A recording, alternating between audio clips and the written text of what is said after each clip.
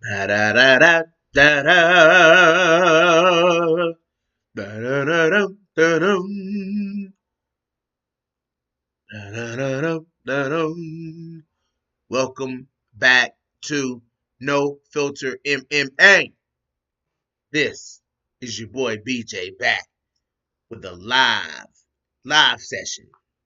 Live session, baby. And what's going on? All right, let's turn the volume down here so I don't have my phone going off while I'm trying to do this podcast, while I'm trying to come on here and do a smoke session with y'all. It's a smoke session. It's a smoke session tonight, baby. Actually, I should have put cook session because we're gonna cook tonight. That's what I should have said.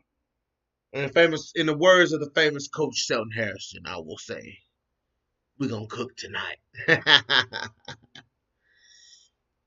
Oh man, there's a lot going on. A lot going on in the world. As you can see, I got Poirier, Connor 2. I got Figueiredo, Brandon Moreno being made right away. Let's see. I've got McFarlane versus Velasquez that is coming up, guys. Everybody's been talking about that. I've got Shevchenko, Andrade. Dana White said that fight is the one that he's gonna make. Um, I've got if anyone wants to talk about Maya Shevchenko, I've got that up on the screen as well. I've got Zabit Yair up on the screen, of course. This fight needs to hurry up and happen. Then I've got El Kukui and Charles Oliveira on the screen there. That fight is going down. I mean, there's just a lot going on in the world of mixed martial arts right now. And No Filter MMA is here to bring it to you live. See, guys, I had to get rid of Combo. Combo Breaker 99. What's up, fam? What is going on, buddy? Yes, sir. Combo Breaker 99 is in the building, guys. He's gonna try to jump in. He's at work though, so he said if he gets a minute free, you know what I'm saying, he gonna try to jump on in here and see and do what it do what it do, what it do, what it do. Alright. Can you hear me good, Combo? That's the question. Yeah, you can hear me, man. I can hear myself. So, man, listen, guys. When they announcing these flyweight matchups, for one, the first thing I was surprised is that Michael Chandler is not anywhere in these matchups. Coming from Bellator, Dana White, speaking so highly about Michael Chandler, you would think that Michael Chandler would have a fight book. You would think he had a fight book, but he ain't booked the fight. He ain't booked the fight. So, you know, I think the perfect opportunity for him was to fight either Tony Ferguson or I forgot what I was saying because Combo Breaker done fucked me up with that comment he put. He said we got an unofficial flyweight tournament going down. Bruh, absolutely. Let's see who we got. We got Andrade Shevchenko. That's happening. Okay, Andrade Shevchenko. Who else we got? Who else we got? We just hell, there's so many of them, man. Everybody's booked. Who is Lauren Murphy? You gotta run down the matchups, man. I'm drawing a blank. You got Grasso. Um, you got Grasso. Barber. You got. Who else? Who else you got? We got Robertson, Adrian Lee. What you got going on, man? Uh, there's just so many, man. I'm drawing a blank at the moment. I don't know why. We just had Chicadian racked up another win. You can't hear me. It's in and out.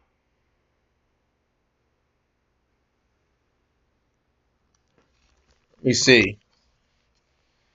Can you hear me now, fam? What about now? Is that better? Is that better? I think that's better. Yeah, like I was saying, you got Barber and Russell. You got Lee Robertson. You got Andrade Shevchenko going on. Katlyn Chukagian racked up another win. You know what I'm saying? Like, one thing about Chukagian, man, she racks up those wins though, man. Like, you know what I'm saying? She lost that title shot, but Katlyn Chukagian, she racked up some wins at flyweight. She done racked up some wins since you know, fighting Valentina. You know, she took that loss on Drive and stuff. But she turned Chukagian. I mean, she turned Calvillo back. You know, so it's like you do have like an unofficial flyweight tournament. You got Shevchenko, Antonina taking out Lipsky, getting back in the talks. You got De La Rosa trying to bounce back with a win over Taylor over Taylor Sanders. Yo, that De La Rosa Taylor Sanders fight, man. You know what I'm saying? Like, I don't have to be kind of like Montana De La Rosa gotta be careful in that fight, man. I went back and watched that fight with Molly McCann, yo, and Taylor Santos is a damn beast. Yeah, Calvillo was a disappointment, bro. She was a disappointment. Um, but that Taylor Santos, man, Taylor Santos, Montana better be careful. Like, Montana better not try to go out here and fight on the feet with Taylor Santos, because Taylor Santos is like, it's kind of like Viviane Araújo in a way. So, it's like, ooh, ooh. Like, Marcus Bell, what's up, man? Marcus Bell is in the building. Shout out to Combo Breaker 99. Combo Breaker is the first. He is the first moderator of No Filter MMA. Absolutely. My boy Combo Breaker 99. Um, man, I'm gonna just before we get started, yeah, man, Taylor Santos is a little beast, man. I mean, you know, I have to admit, I slept on Taylor Santos. I mean, I gotta admit, I did. I slept on Taylor Santos. But Taylor Santos is a beast, and Montana De La Rosa is really gonna have to get her shit together, man. Like, she's gonna really have to in this fight. She's gonna have to go out and get it, man. Shut up, Stamina, man. My shit rolling smooth, bro. What you talking about, man? The lines are open. I'm gonna say that again. The lines.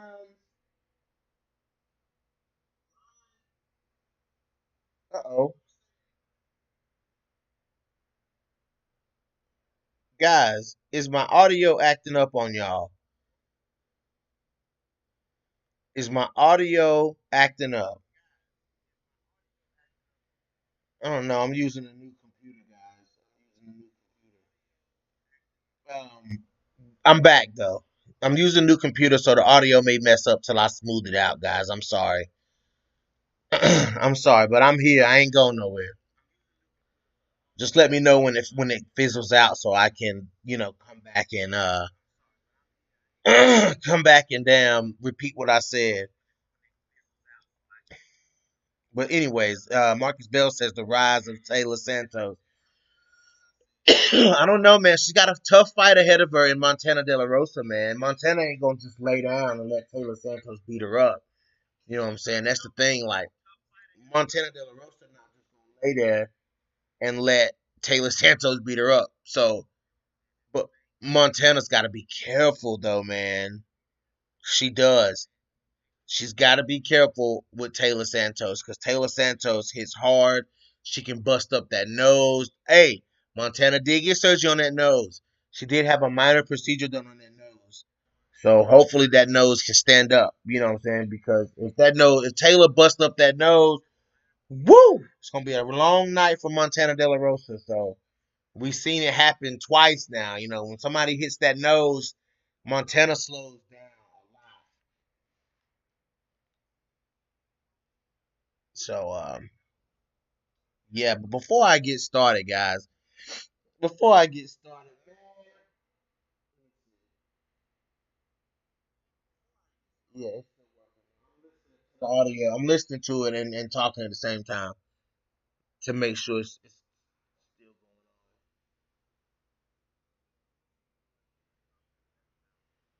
going on. All right. Can y'all hear me? Am I good? Is it good? Am I good? Can y'all hear me? Yeah, y'all can hear me. Man, Coach reached out and said, "Man, I wish you'd have been on there last night. I wish I'd have been on there last night over on the Coach's podcast. I wish I'd have been over there last night so I could have put Roger on blast. I would have put Roger on blast. I'm telling you, I was gonna put Roger ass on blast last night. He was talking about people ducking Antonina Shevchenko. I said, wait, no, he didn't. I went back and listened to that shit this morning. I said, no, he didn't. No, Reggie the Tree, what's up, man? Reggie the Tree, man. I said, no, Roger Allen didn't get on there and say that shit. Man, I don't care if Roger said my name or didn't say my name. I will say what I'm gonna say. This is no filter MMA, bro. Roger talking about people. Now you know what? Stamina. You right. You right. I ain't even gonna go down that road. I mean, Antonina with the duck of the year. You know what I'm saying? And he talk. Anyway, man, I'm not even. It's just you know what? You know what? Just let it go, BJ. I'm gonna let that shit go. I ain't even gonna talk about it. I ain't even gonna do it.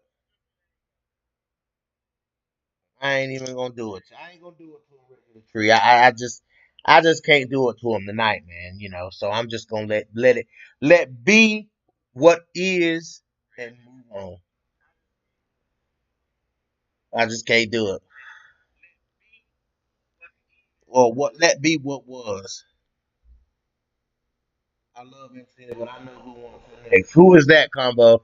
Who wants Antonina Shevchenko next? Because we know who Antonina don't want next.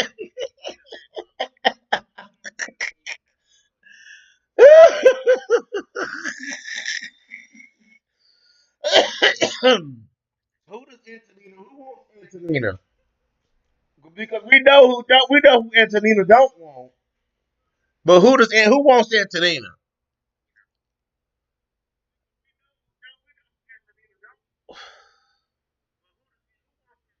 Please let me know. I'm waiting on that combo breaker 99. Who want Antonina?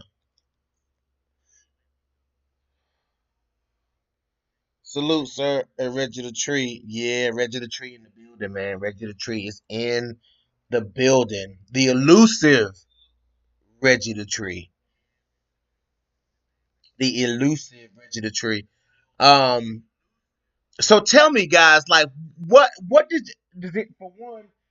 You guys, my last post fight. Come on, combo man. I'm gonna go listen to it. Come on.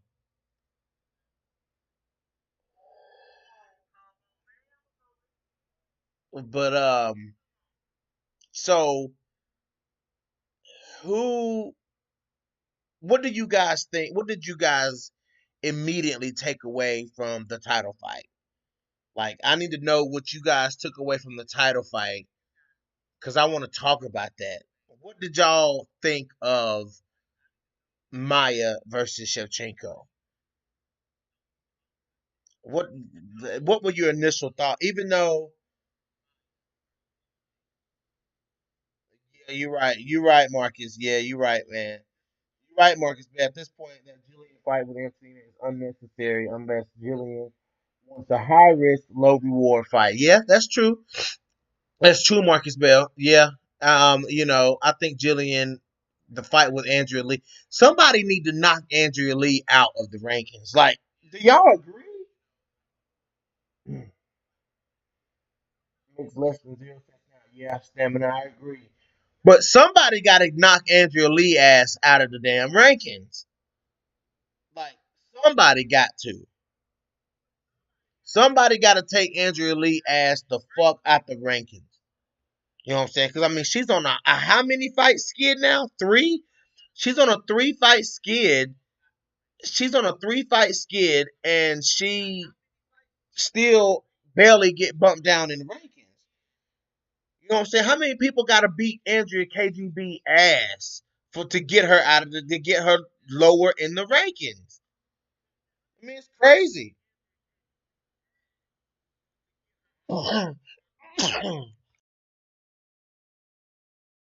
Oh, excuse me, man. I'm sorry, guys. I had to sneeze. That sneeze snuck up on me, man. That's live streaming for you. But good fight. Valentina was not having an off day. She was in a game. Right. Valentina's best does not mean best. Valentina is the best, but best does not mean the best. Well, Valentina showcased greatness in adversity. Yeah, Adrian Lee loses against people above her rank. Yeah, that's true, Marcus Bell. Two of her losses were splits. I'm never gonna argue for that, broad, but she's not getting spanked the way Barella was.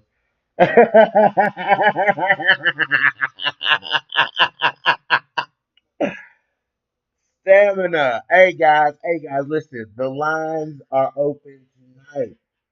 If anybody want to get on here and cook about any of these subjects, y'all let me know, and I will shoot y'all a link. The lines are open tonight. Y'all see the smoke on the screen, right? Y'all see the smoke on the screen. It's going down tonight. It's going down tonight. Um, but yeah, man. You know, yeah, but she's still getting beat though, so it's an interesting matchup for Jillian. And it puts Jillian Robinson in a weird spot because it's a risky fight because Andrea Lee is gonna be hungrier than she's ever been now. She's on 3 fights. She's at risk of getting cut from the UFC. You know what I'm saying? Like she's gonna be a hungry KGB. You know, Valentina was. I disagree with Paul. I think Valentina was a little off on the head, but not too. I'm not saying I don't think she was off, dude. I just think no, I don't think she was off. I don't think Valentina was off at all. I just think that Jennifer Maya went in there with a good game plan. You know what I'm saying? Like I think I mean, I told y'all before this fight, man. Jennifer Maya wasn't phased. Like she wasn't phased at all by Valentina coming up leading into this fight. And even though I couldn't, we had to read all the words, but when you look at her face when she was talking, she was as calm as a butterfly, man. Like it was any other fight for Jennifer Maya. You know what I'm saying? I just think it showed, man. I think it showed that the gap is not quite as wide as everyone tried to make it seem. Like as everyone makes it seem like I don't feel like that. I just think that you know when you have fight after fight after fight against people who have terrible game plans. You know what I'm saying? No matter how good you are, but when you have people coming into a fight with terrible game plans, you know what I'm saying? Like of course, people are gonna think, well, no, the next person is gonna get beat just like the last person got beat. You know what I'm saying? But Jennifer Maya came in mentally ready. She came in physically ready. She had a great game plan to press, to press Valentina against the cage and try to get her down. You know what I'm saying? And to really wear on Valentina Shevchenko. And even though Valentina was able to nullify it, it had moment. It had that game plan had its moments in that fight. And I think that Jennifer Maya showed a lot of flyweights. Like I think that what Jennifer Maya was trying to do, I think a fighter like Jessica Andrade can do better than Maya. I think Maya can do. I mean, I think Andrade can do what Maya was trying to do, but just better, and much faster, and much harder. Jennifer Maya had the right game plan. Yeah, I will use StreamYard for the if any of the lines are open combo. Let's see. Jennifer Maya wasn't doing it over there. Yeah, I know that used to see it done challenges, absolutely. Adrian Lee on 3 fights, seeing as her data shot out for the people who even right now, not on the ranking yet. That's true, Marcus Bell. Um, Let's see, combo. Let me see what I can do here, man. You gonna try to make stuff complicated, combo, but I'm gonna do what I can right here. This is my first time trying out. This will be my first time trying out using StreamYard with um, OBS Studio, so I can see if I can make it work. I think I can make it work though. I think I can do it.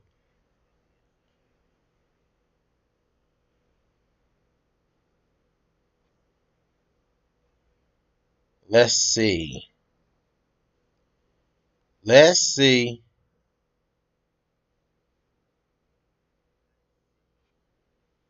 Let's see what I can do. See if I can make it work.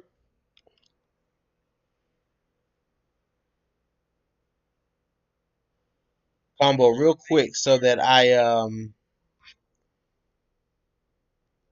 real quick combo so that I can see.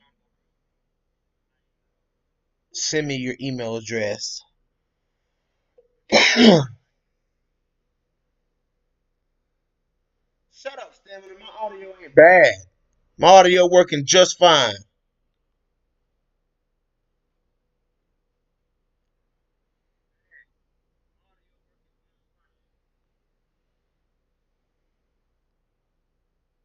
I don't know. I don't know why. If it is tripping, but I don't know why.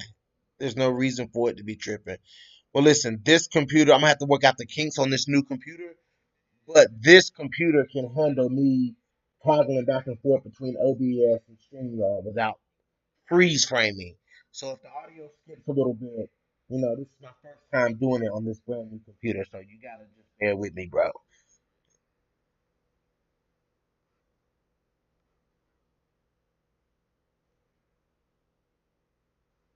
Listen, this new computer can handle me talking. I mean, it can handle me toggling back and forth between OBS and StreamYard. So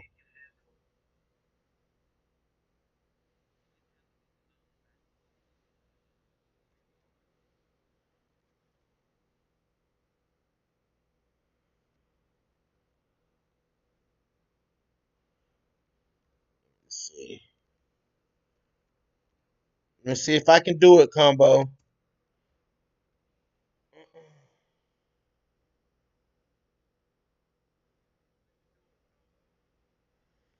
Okay, I gotta work out the kinks in this new computer, bro. It's the first time using this computer. It's gonna be okay. It's gonna be okay.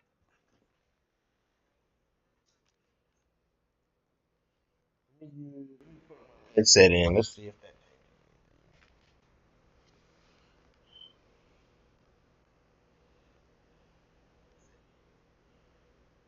See if that changes anything. Hello.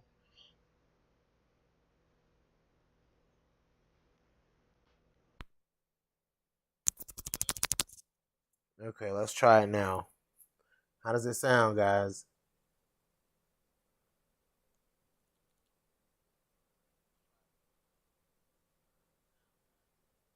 Does it sound good?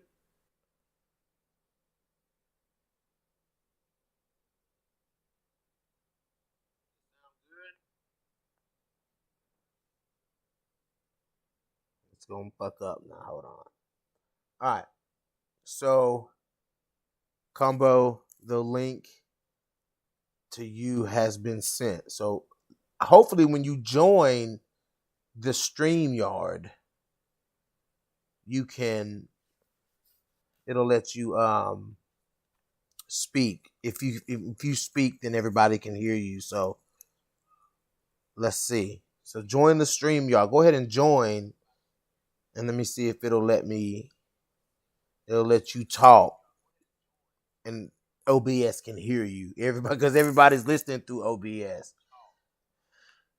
Let's see.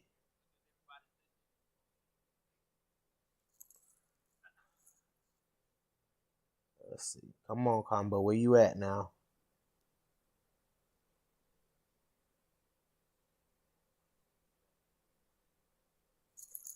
All right. But yeah, man, I just feel like Jennifer Maya. I'm gonna keep going while Combo come on in. I just feel like Jennifer Maya, man. I can't like. It's like the way she went in there, man, and she made it competitive, and she got in Valentina's face. I feel like if Jennifer Maya had just turned it up just a little bit more, what I'm saying. I think Jennifer Maya was like at 4.5. If she had been at 5, man, and just turned it up, man, and stopped falling for the little traps that Valentina set, what I'm saying. It could have been a lot more competitive. You know what I'm saying? Like, people were pitching a shutout on Jennifer Maya. And I think Jennifer Maya went in there and showed that she is fucking tough. Like, she's fucking tough. What you got, Stamina? You joining in or what? So,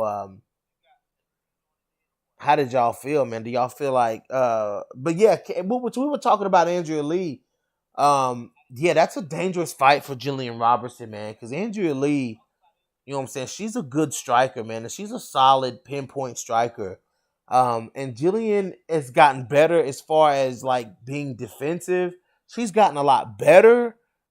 She's not the best at it still though. She's got a lot of room um to improve as far as like her defense on the feet.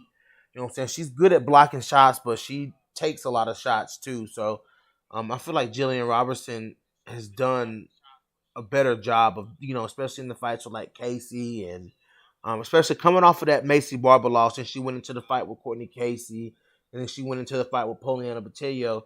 You know what I'm saying? Jillian didn't really get hit too much. She got hit a few times. It's a fight, but she did a good job defensively in those fights. Let's see. Where is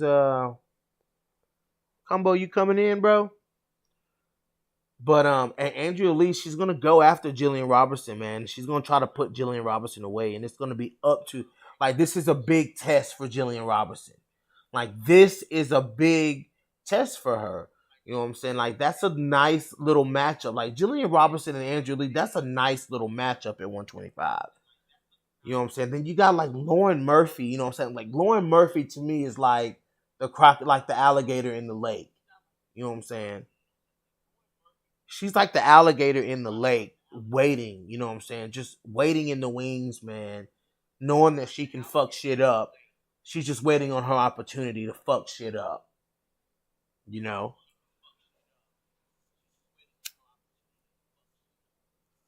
I think Lauren Murphy can fuck some people up. I think she can fuck up a few girls at 125. I do. I really do, man. Cause ain't too many girls gonna let's see. All right, Combo is in the building. Let's see if I can get Combo. Combo, can you hear me, bro? Yes, sir. I can hear you. All right, let's see if I can hear you on the stream. Combo, can you hear me, bro? Yes, sir. I can hear Oh yeah, bro, you coming through clear, bro. What's going on, Combo Breaker? Oh man, just chilling, man. Just taking a little break here for a minute. What I you just say? wanted to put in my 2 cents about Valentina's performance.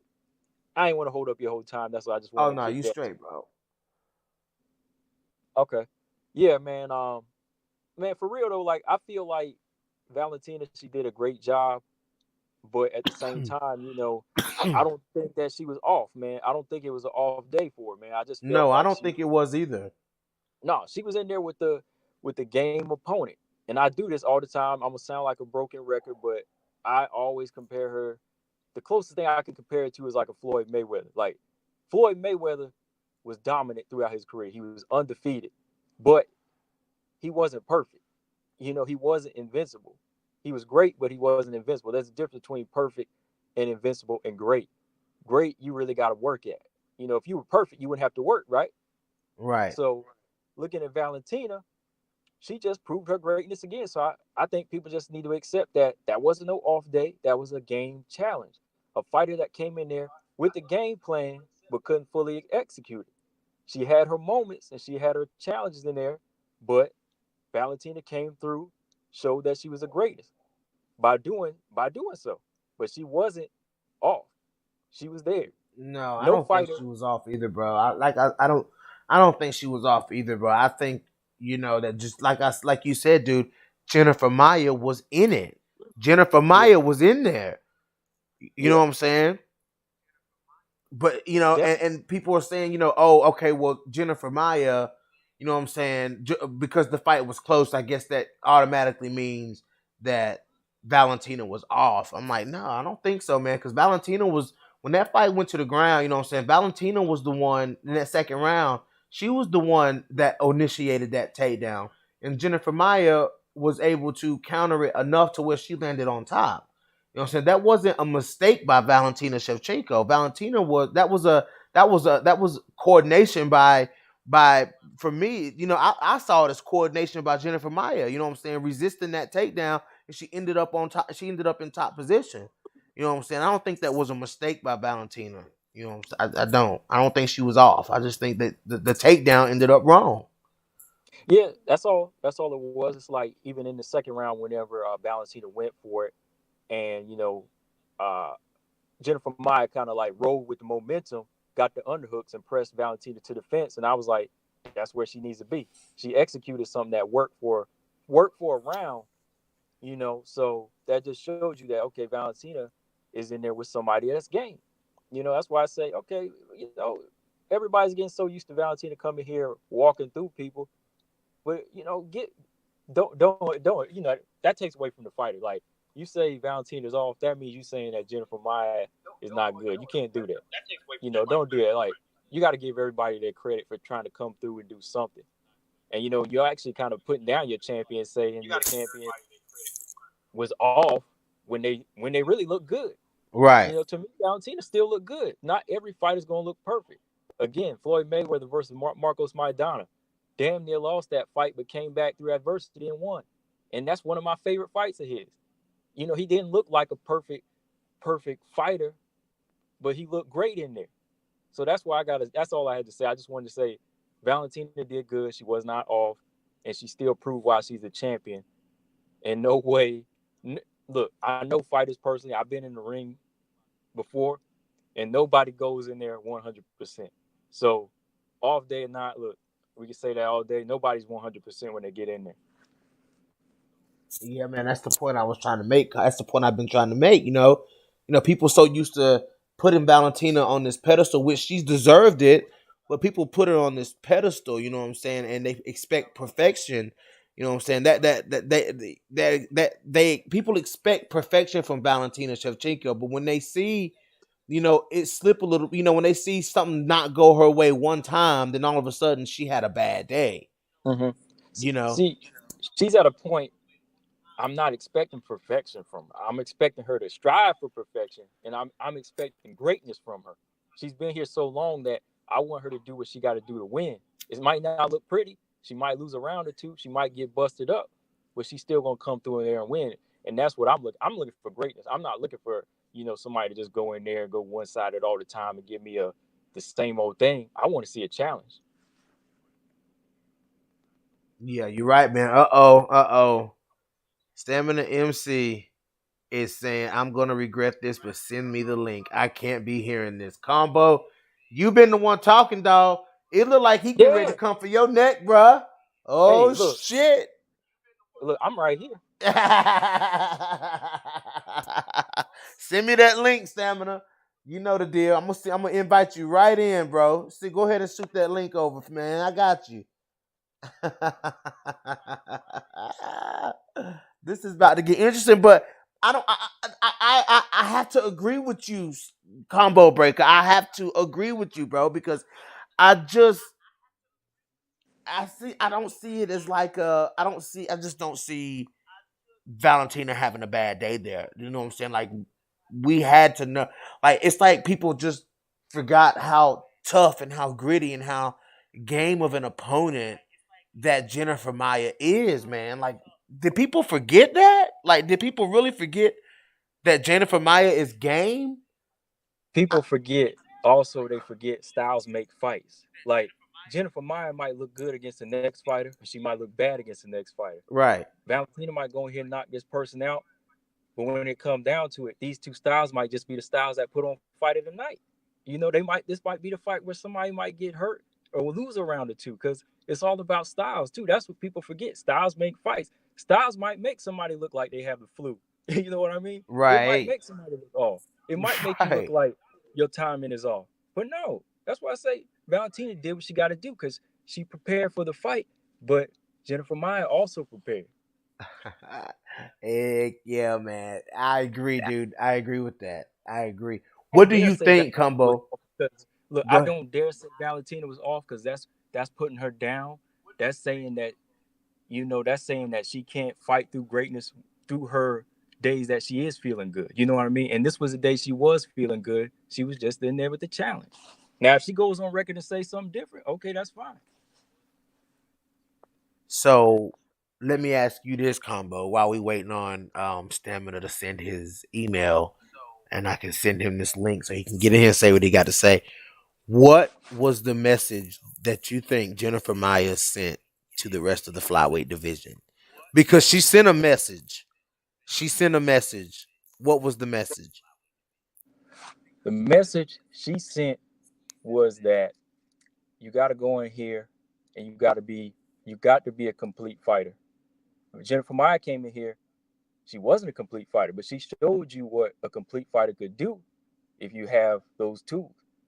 You see, in spots she could execute certain things because that's what she was built to do. She was built to go in the clinch for a few rounds because she's physically strong. She could do that. But her timing wasn't the same as Valentina. So that's something everybody else can go back and say, I gotta work on this. I gotta go back and work on distance management. I gotta go back and time her. Because you see there was a couple of times whenever Valentina would throw the 1-2, she pivot to her right. Jennifer Maia would try to counter with that hook. And she landed a few times, but she wasn't used to it.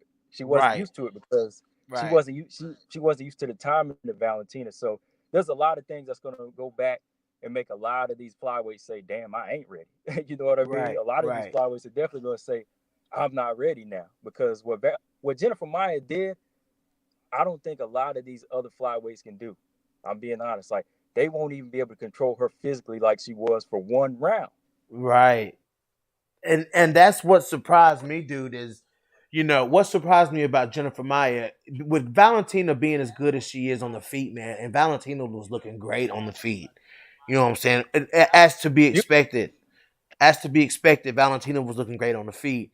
You know what I'm saying? And the way she was dipping off to the side, a couple of times Jennifer Maia caught on to the way Valentina, like you said, was dipping off to the side. She was catching her with that hook, but Valentina is so fast. It's gonna take somebody with fast hands. You know what I'm saying? Because when Valentina was dipping off, Jennifer Maia was hitting air a lot of those times. When she would come forward on Valentina, that Valentina would hit her with that straight and then dip off. You know what I'm saying? And Jennifer Maia would hit nothing but air. You know what I'm saying? So, who do you think, man? Does Jessica Andrade have the speed to keep up? And I don't think that Chukagian is like the fastest striker. She's really not. You know what I'm saying? Like she's a good point fighter, but she's not like the fastest with her hands. You know what I'm saying? Um, no, no, yeah, and I really wasn't surprised that Chukagian wasn't able to really get anything off on Valentina. I'm more surprised that Jennifer Maia was able to get off on Valentina because if you look at the level of striking, you would classify Chukagian as a better striker than Jennifer Maia. You know what I'm saying? But Jennifer again, Maia, though, I'll tell you, I'll tell you this though. Sorry, to cut you off, but I'll no, tell you you this. good. It goes back to styles make fights. It go back to Exactly. styles make fights because Jennifer Maia, to me, is a better boxer than Caitlin Chikagian. I think she connects and commits to a punch better. But Caitlin Chikagian, she has some tricky slickness with boxers. Like I see, there's a little thing she does. I be seeing a lot of boxers do with the low left hand, and she just doesn't fully commit because she's so used to wanting to get points like an amateur fighter, Right. an amateur boxer. But like Jennifer Maia, if she would have took more chances in this fight and had more courage in her punches, maybe she would have landed something better. Because I feel like her overall punch selection is way better than Caitlin Chikagian. Caitlin Chikagian could be that, but she's not. It's not really in it for her to sit down on punches. You see how she's in and out, and she likes to Right. move. So it's just a style make fight thing. That's why I knew that Jennifer Maya would eventually get a good left hook in or right hand, but because it's just about her commitment to the hands. Her boxing is more so committed. Whereas, like I said, with Caitlin Kagan, she's just kind of all around points fighter. More cautious. But you got to get the respect to Valentina too. That's the thing. Like she wasn't in it to get respect from Valentina, and so Valentina walked right through her. Right. Yeah. Yeah. Do you think Valentina?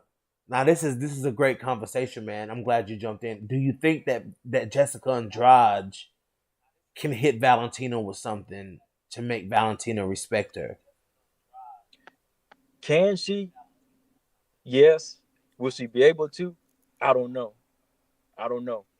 I mean, when it all comes down to it, she wasn't able to hit Weili Zhang, and I feel like Valentina's a way better striker. So it's going to just come down to Valentina measuring early and not taking chances. But if if Jessica Andrade can walk through the first few shots of Valentina, then eventually she'll catch her with something, maybe. Right. But the thing is, my question is, when when Jessica Andrade advances on Valentina Shevchenko, what is Valentina gonna hit her with that's gonna fend her off? Like that's the question. Like that's like the thing I'm having a hard time. But then again, I still have this question, even though I saw fights like Costa versus Adesanya happen. I was asking the same questions, like what is Adesanya gonna throw at Costa to make Costa stop from advancing on him? And then we seen what happened. You know what I'm Mm-hmm. saying? Like, and that can happen. You know what I'm saying? But these are women. This is a different thing when it comes to women. You know what I'm saying? These are 125 pounders. You know what I'm saying? It's like, what is, you know, can Valentina stop that? Valentina is great. She may very well can stop in the advancing of Jessica Andrade. But I'm trying to figure out. I'm trying to see in my head how it would play out. What Mm-hmm. you think, Combo? I guess Stamina don't want to. I guess Stamina really don't want to get in here. But go ahead, Yeah, man. I'm actually about to give him an extra 10 minutes to come in, man. But yeah, but for Jessica Andrade, if she is able to get her hands on Valentina, it's going to take Valentina taking it straight to the ground, using that momentum and taking it to the ground and getting right back up and resetting. Or if she goes in for a clinch, it's going to take elbows to get Jessica Andrade off. You know, and she's also got to match that strength that Weili Zhang had in that first round against Jessica Andrade. You know what I mean? Yeah. Oh She's yeah. got to go in there and initiate first. She's got to initiate the attack first, and she's got to hurt her. And I think Valentina can hurt Jessica Andrade, no doubt. I feel like she can hurt her, no doubt. But I think this 125 pounds is looking good on Jessica Andrade. So again, that was 115, but 125 could be a totally different story. So it's going to just be all up to Valentina to make sure that it stays on the outside. Don't give her any chances. Yeah, man. Because I think that, Andrade, I think that Maya showed that you have to really get into the face of Valentina Shevchenko. You know what I'm saying? You really got to get in her face, man. You know what I'm saying? And she showed that, if you, and this is one more thing I got to ask you, Combo. I got to ask this question, man, because it's burning me up, dude. If that had been one of those more opportunistic flyweights that gain top control on Valentino like that, dude. You know what I'm saying? Like say one of these flyweights got, one of the better grapplers in the division, you know what I'm saying, was able to gain top control on Valentino. What does that spell out for that kind of a matchup with Valentina Shevchenko? Man, if that Oh no, Combo. Oh no, Combo. I think I lost you. Where you at, man?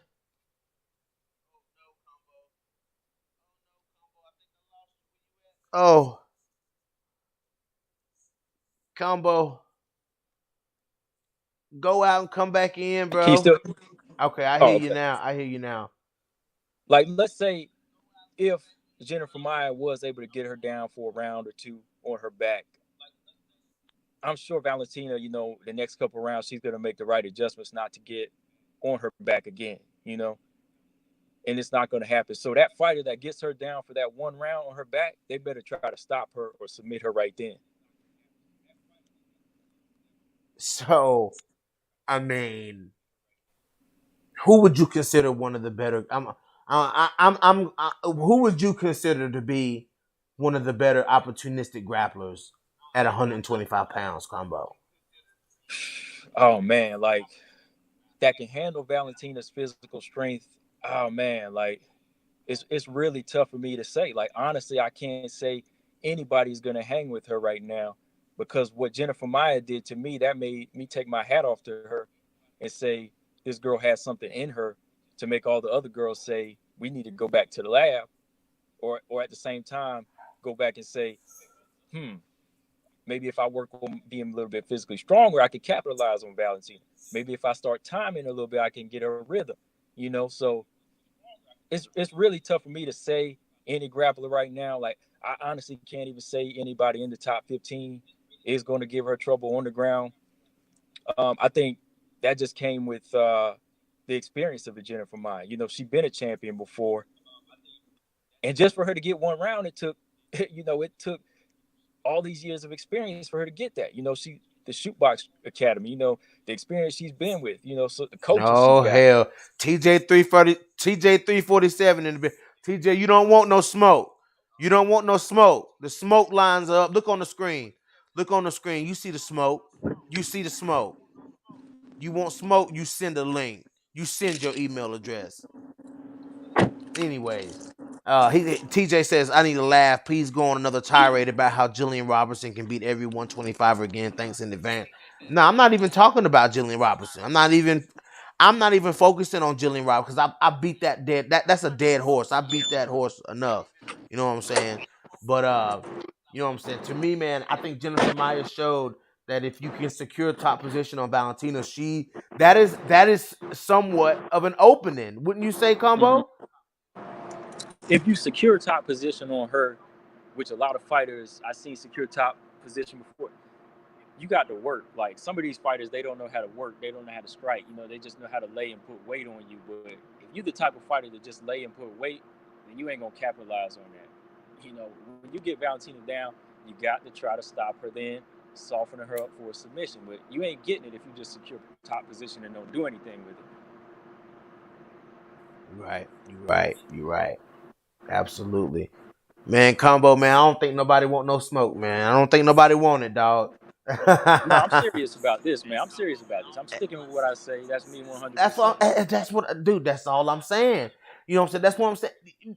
What you see, when you name facts, facts beat opinion, and the facts of it is, you know what I'm saying. The facts of it is that Valentina was put on her back for an entire round. Like Yeah. that's a fact. And for me, that showed the rest of the division. This whole fight for me, man, just to sum it all up and put it all in a nutshell, you know what I'm saying? It showed to me that the gap is not as big as everybody makes it seem. You know what I'm saying? Like it just showed me that I don't think the gap is as big as everybody has made it seem at 125 pounds. There is a gap. There is a Mm-hmm. gap. You know what I'm saying? But it's not as wide and as drastic as everyone makes it seem.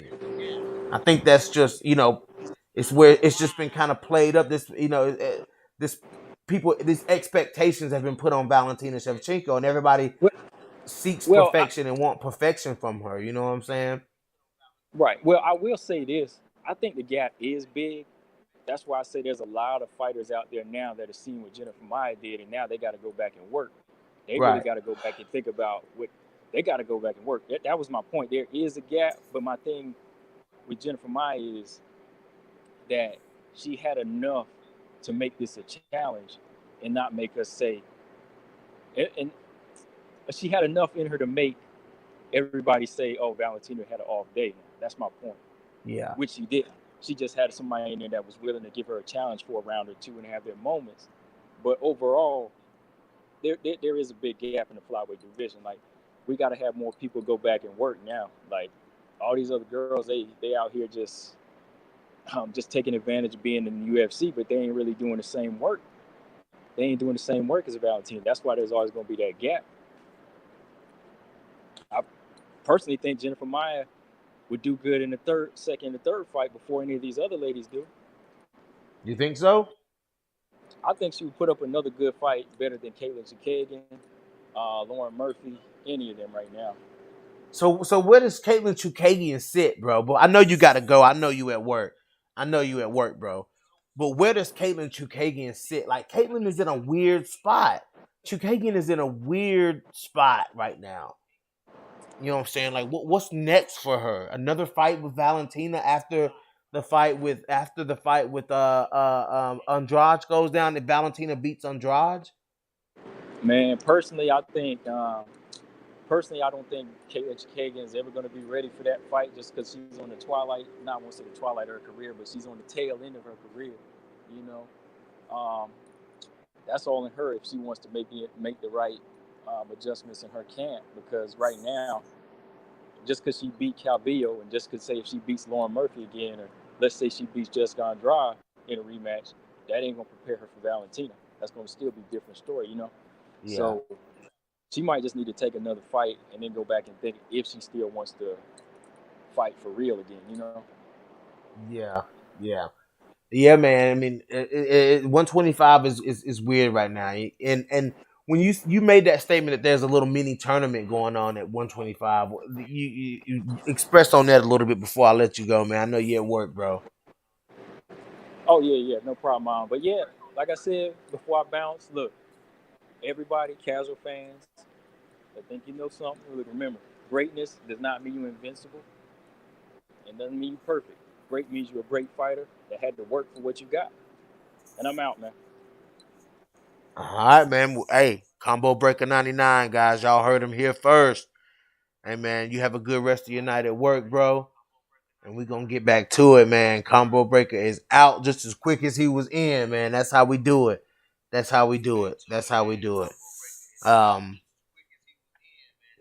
see. Let's get back to it. So we're gonna deviate away from the UFC flyweight division. We're gonna move over to the Bellator flyweight division, man. We're gonna move over to the Bellator flyweight division. You know, this fight is coming up on the 10th of December, man. Ilima-Lei Macfarlane versus Juliana Velasquez. You know, everybody. This is the fight that everybody's wanted to see. This is who everybody has wanted to see Macfarlane fight. You know what I'm saying? It's Juliana Velasquez. And, you know, and it's a good matchup. They both got O's. You know what I'm saying? They both got O's. Who O gotta go? You know what I'm saying? And Velasquez is a great, powerful, explosive striker, man. She is. You know what I'm saying? Like, she's a powerful, explosive striker, man. And that's gonna pose a lot of problems for Ilima-Lei. You know, I feel like Ilima-Lei Macfarlane, man, I feel like she might be getting too big for 125 pounds. Cause, man, Ilima-Lei Macfarlane says she got up to 160 pounds. Guys, 160 pounds. That's a lot of weight. Like, Ilima-Lei Macfarlane, 160 pounds. You're a flyweight. Whoa, I mean, it's just amazing that she blows up like that, man. Like, I can't believe Ilima-Lei blows up like that. Like, is her weight cuts gonna start being tough? Like, are her weight cuts gonna be bad? Guys, everybody knows I'm a huge fan of Ilima-Lei. But man, them weight cuts gotta be rough on her, dude. And, you know, I feel like she's getting in. I'm sure, you know, at this particular moment, she's in decent shape. She's in good shape. You know what I'm saying? We're a couple of weeks out from the fight. We're a couple of weeks out from the fight. She probably floating around 140 right now. You know what I'm saying? She probably floating around 140. You know what I'm saying, at the current moment, and then she gonna get down to about 135.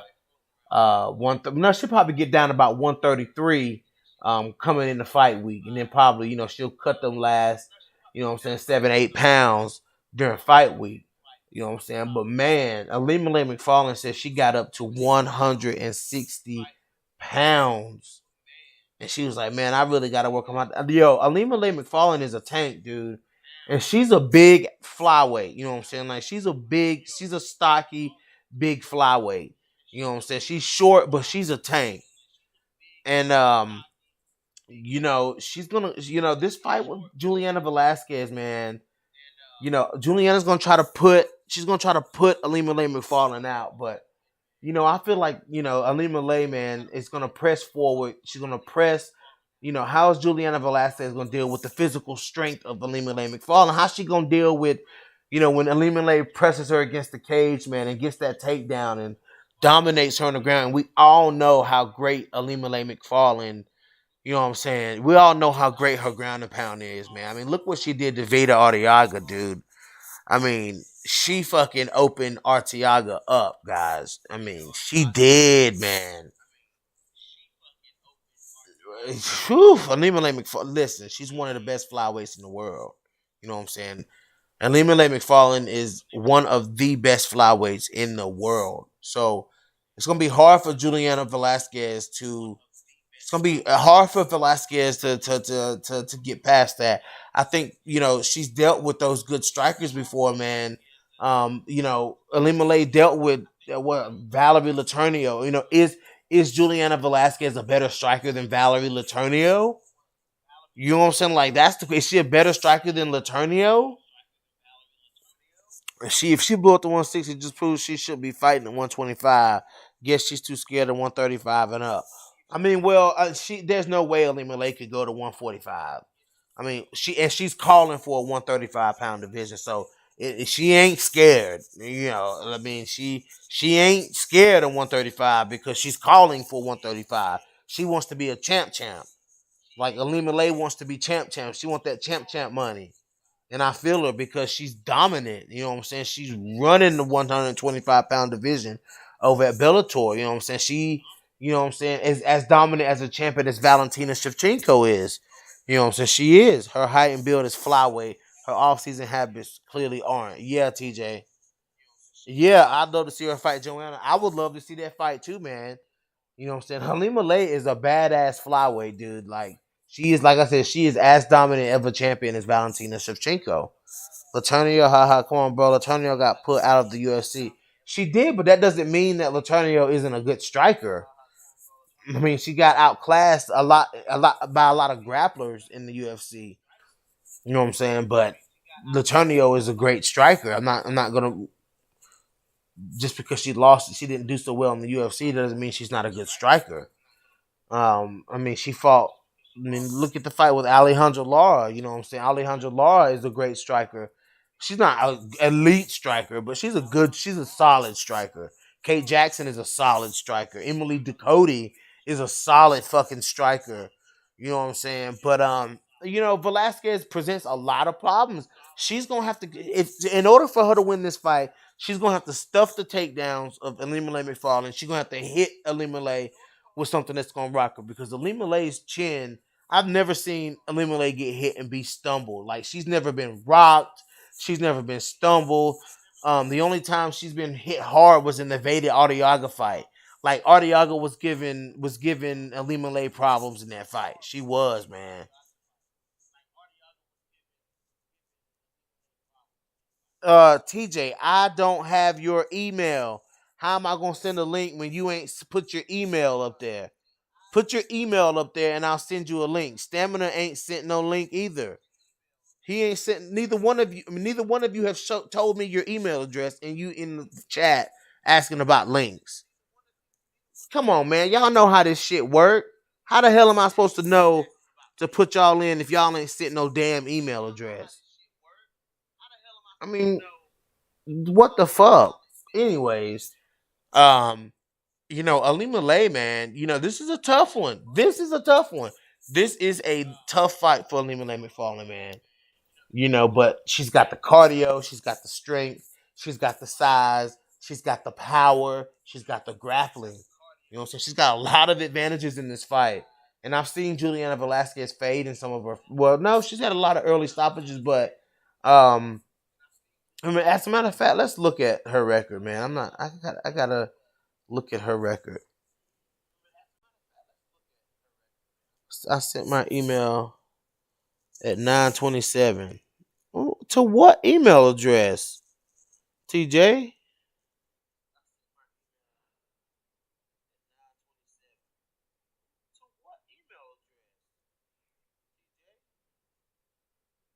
I haven't gotten an email from none of y'all.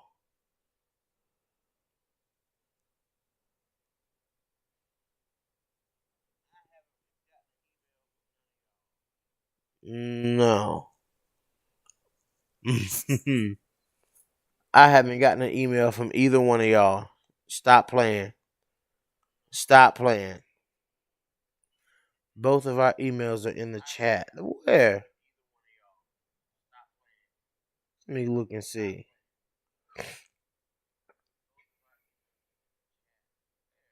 No, I don't see them. I'm looking and I don't see no emails in the chat.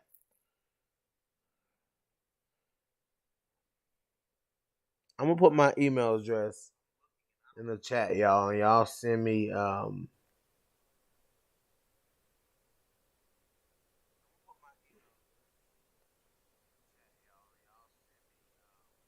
send me your email addresses, guys. Send me an email. There, it's in the chat. Hurry up so I can take it down.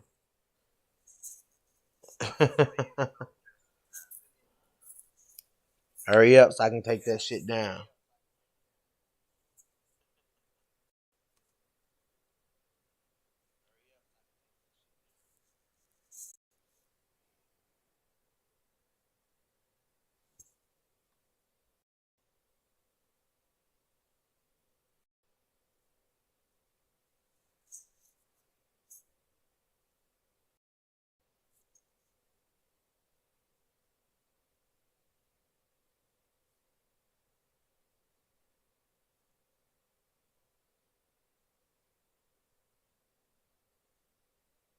Uh-oh. I'm back.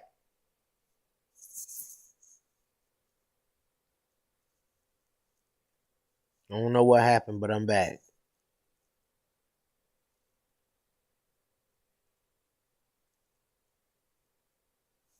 I'm back. I'm back. Can y'all hear me?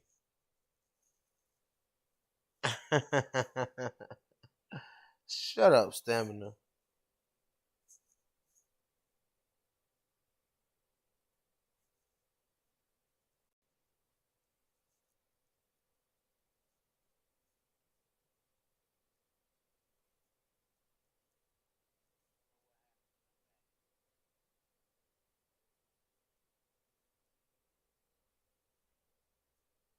Uh-oh, guys.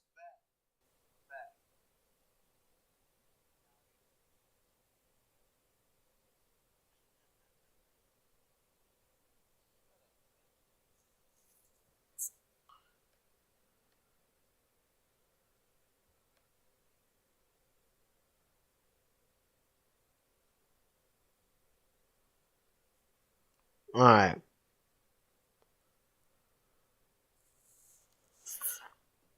All right. So let me see if I can get y'all in this chat. See if I received any emails from y'all, which I know I okay. Toby R. James. All right, I'm sending out links, guys. Hold on.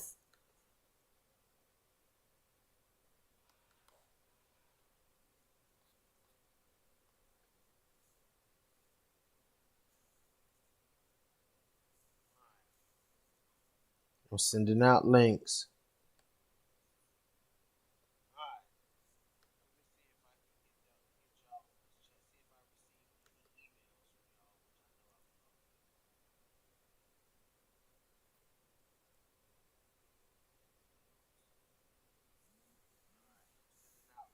Links sent. Links sent. Now let's go. Let's go. Look at these comments. Y'all talking shit.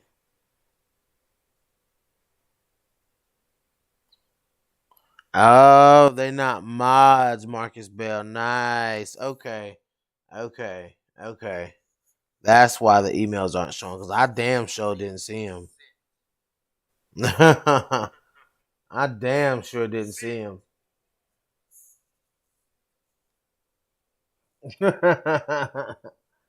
I'm like, damn, they talking about it's emails in the damn.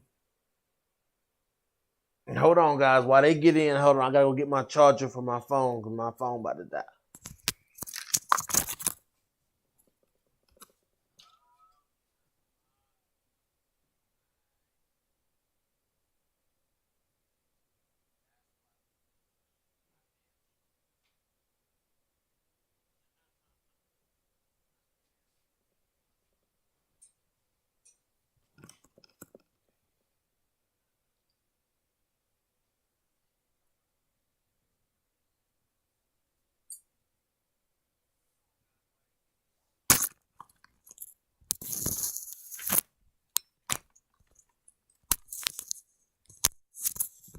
Guys, y'all got the links. I'm just waiting on y'all to pop up in there. Let's go. Y'all got links. What's up? What we talk about?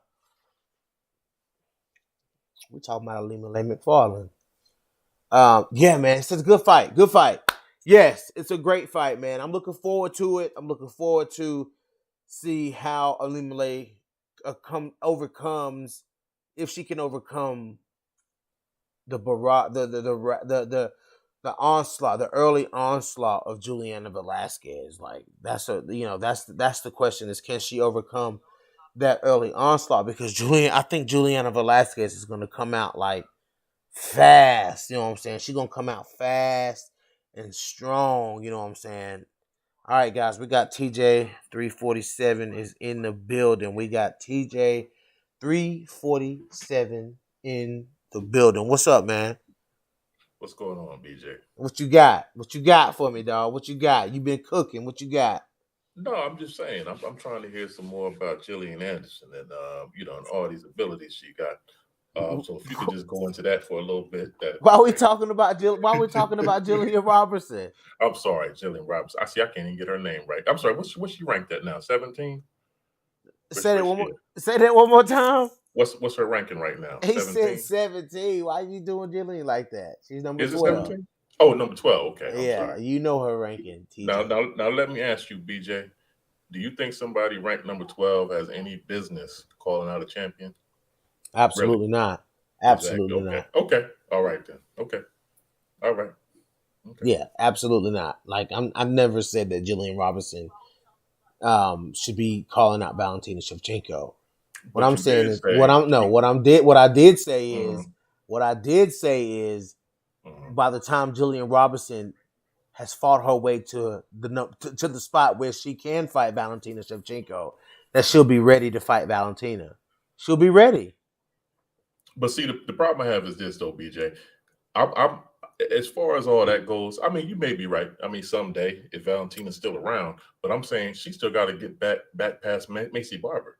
You got Maycee Barber issues. You shouldn't even be thinking about Valentina. And I mean, she gonna get past Lauren Murphy. She gonna get past Jessica Andrade. She gonna get past Chikagian. She got a lot of people in front of her, man. For anybody to be she talking, does for sure, sure. So she got a long way to go.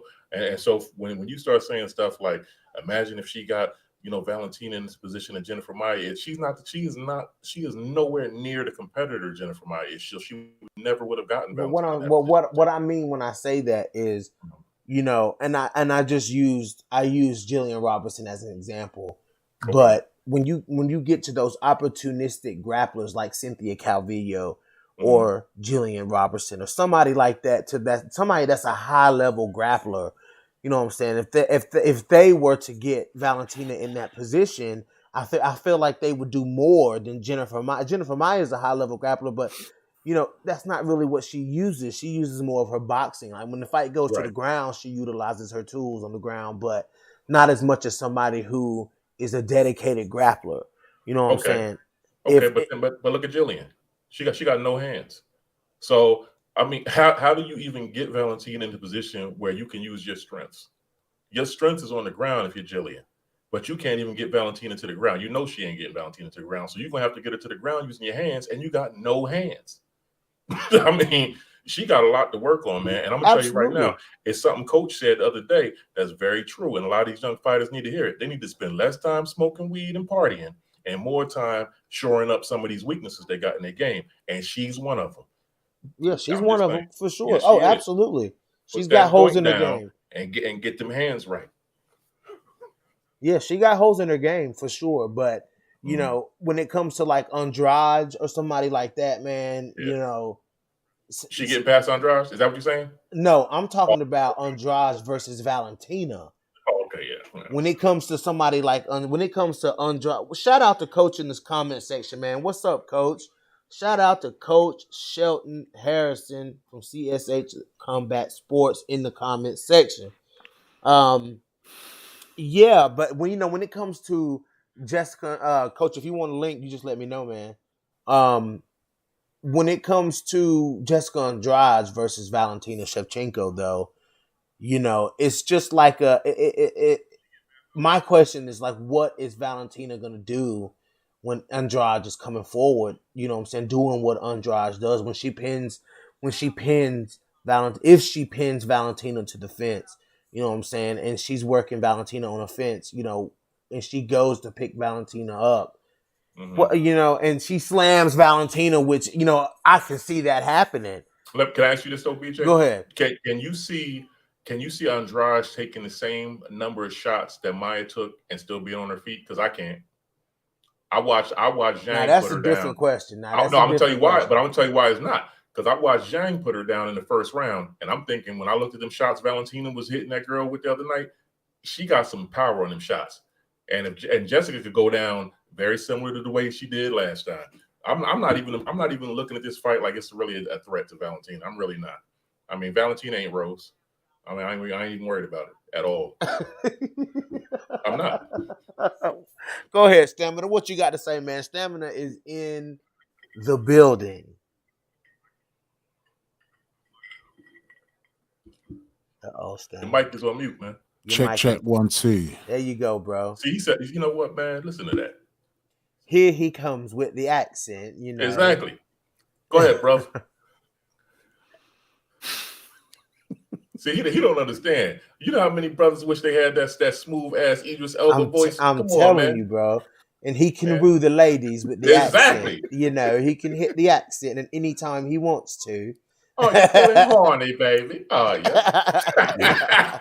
Get a little bit of Idris Elba on. Yeah, is that what you're talking about? Like, exactly right. Bloody hell. Go ahead, set him straight, though. I know you're cooking, bro. Bruv, to be honest, the conversation has moved so far past where it was 20 minutes ago, as well it should, to be fair, as well it should, that I'm just kind of listening again all now, because now you're talking about Jillian and Jessica and stuff like that, and I don't know, that's all kind of academic to me, to be fair. Oh, hell, here we go. Well, Stamina, you were saying that he was saying something that you just couldn't let stand, and I missed that. I came in late, so I missed whatever it was. Well, listen, there go TJ stirring the pot. No, I'm not stirring. No, good. There was that, but that's all respect in that car. Combo is the guy. Like, I'll never ever fix my mouth to say anything bad about that guy ever. Never, ever, ever. The respect is high. Like, he's 100.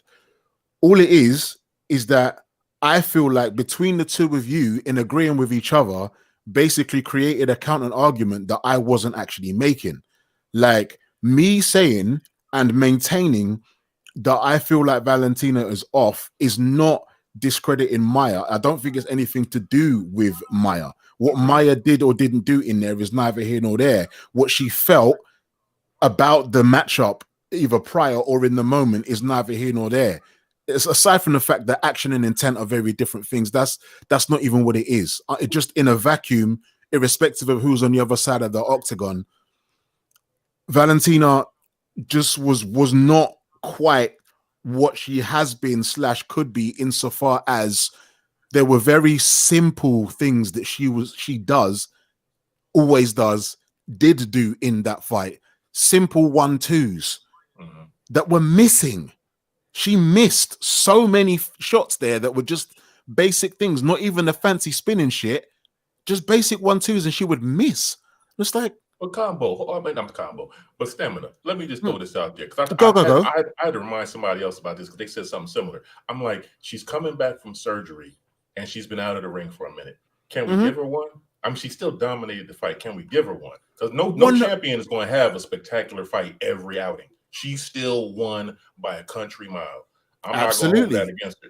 Now, if she starts looking like this going forward, then we got a different subject we're talking about now. And even in that response to you, that also leans into an argument that I'm not making, because I'm not criticizing her for any of that. It's an observation, not a criticism. I'm not disappointed. I'm not like, oh, fuck it, she's washed. Next girl's going to batter her. It's not any of that. It's just that what she normally does is not what we saw. It's no more or less than that.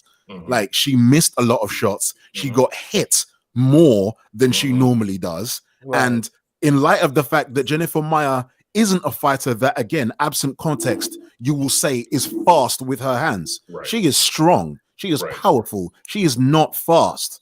Right. Like, there's less of a difference between, say, Caitlin Chukagian and Jennifer Maia than with each other than either of them and Valentina.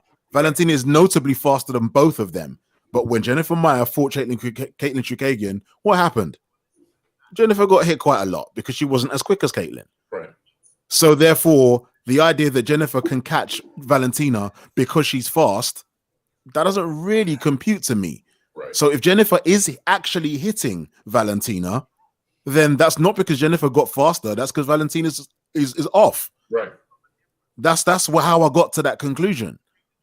And I don't think Valentina was off though, man. No, but bruv, okay, you can think that, but I'm not saying she's off to the point where she was trash. I'm just saying she's off to the point where she got hit as many times as she did. Like Maia, furthermore, was able to front kick Valentina in the face. Yes. No jab, no feint, no setup. She just kicked her in the fucking face. Yeah. You've never seen that. Ever. Joanna Jędrzejczyk kicked in the face. No, not like no. That was a roundhouse kick, and it was slightly different. It was still different. She just booted her in her face. Yeah. You ain't borderline Victor Belfort type things. Anderson Silva, like that was almost one of them. That was mad to me. I was like, what the fuck was that? It was weird. Like that doesn't happen. So for someone like Jennifer, again, who is not quick and is not precise, to be able to do something like that, something ain't right. Right. Not to the point where it swung the fight. Not to the point where it buzzed her, it rocked her. She was doing a stanky leg, nothing like that. Just that she shouldn't get kicked in the face like that ever. And I was wondering if it was because she was worried about that injury. I was like, is she 100%? And she would never admit it. She would never say, never. But I'm watching her movements, and I'm like, she seems slower. I'm like, is she really back to? Yeah, I don't know what it was. I mean, she still beat the hell out of Maia, but I felt the same way that something was wrong. So let's look at these comments right quick, fellas. Coach said, but they are pros. They are going to get hit. He said, in my opinion, this fight made Valentina look better than ever, especially coming off of surgery. And I guess he's responding to when we said, when you said that Maia hit her, he said Nunes did, Holm did, Pena did. Pretty much everyone that Valentina's fought has hit her, but Valentina has never been kicked in the face by somebody who stood there and did it with no and just booted her in the face with no setup, no jabs, no feints. Of course, she gets hit. This is somebody who's also, like Stamina said, not known for speed. So yeah, I understand exactly what Stamina's saying, but see, you also got to remember. I mean, and it's no knock to coach or anybody else. When you're a fan of people, you view things differently. It's very difficult to be objective when you're a fan. I ran through that as a fan of Claudia so many times. It just got to a point where I couldn't do it anymore. But it's hard because you want them to win. So when people are like, "Yo, she just got punched in the face," and you like that didn't even catch her. And they're like, "Well, why is her eye swelling up?" She must have thumbed her in the eye. She started making excuses. She got caught, like Stamina said, and tribute to her for being able to to survive that, because Maia is strong. But I'm just saying, if it was somebody with more skill, that could have gone a whole nother way. And I really don't think she should be looking at another match with Nunes based on what I saw the other night. I really don't think that's smart. Yeah, man. I just feel like people really wanted her to beat Amanda Nunes because people don't like Amanda Nunes. I agree. And the fact that was so close You know what I'm saying? Like people will argue that. I mean, and people can argue that that she won those. You know, she won that second fight. The first one she lost, Yes. but the second one, She lost that one too. it was close. You know, it was close. But go ahead. BJ, how are you going to ever beat the champion by sitting there trying to be a counterpuncher all night? You got to take it to him. That's why she lost. That Valentina likes to sit, but when a challenge is serious, like for example, when she's at 135, she's at a disadvantage power-wise, size-wise. I feel like she does more counterpunching, and I don't think you can't beat the champion like that. Now it was close, I'll give you that, but I mean, I just felt like Nunes really should have just turned it up on her. I understand why she didn't, but I mean that last round, people was like, "Oh, she was just laying on her." I'm like, "Come on, bro, watch that fight again." She was trying to choke her ass out. She didn't get it off, but she was trying. But Nunes never, at no point, like even Roger said the other night, she can go 5 rounds down. Why could she go 5 rounds with Valentina? Because she wasn't really pressing nothing. She was just taking what came her way. She knows Valentina is a counterpuncher, so I'm not going to give her too much to work with. And I mean, you're going to lose on points. And that's the same thing that's going to happen again, unless Valentina magically gets more muscle on her and starts being more aggressive, which is going to get her ass knocked the hell out, a la Chris Cyborg. See, I'm just saying she cannot beat Nunes. We need to stop with that. Just let her stay in her zone of 125. She got no business going back there to Nunes. I don't know why people do that, man. TJ, I'm with all of that. I'm with all of that, and it's me being a Valentina fan that makes me able to say what I'm saying. In that, I hope for her to be this martial arts exemplar every time she comes out and whatever. But even though she was never in any real danger at any point in that fight, it was a dominant win, 4 rounds to 1, not particularly competitive. What I know her to do, she just didn't do to the same extent. Mm-hmm. She wasn't limping in there. She wasn't a lame dog. Right. But even down to the whole kind of like the countering thing. Rounds 1 and 2 and maybe half of 3 were her just kind of sitting back and just circling, waiting. Yep. Not until 4 and 5, especially 5, did she actually press and literally like plant and throw.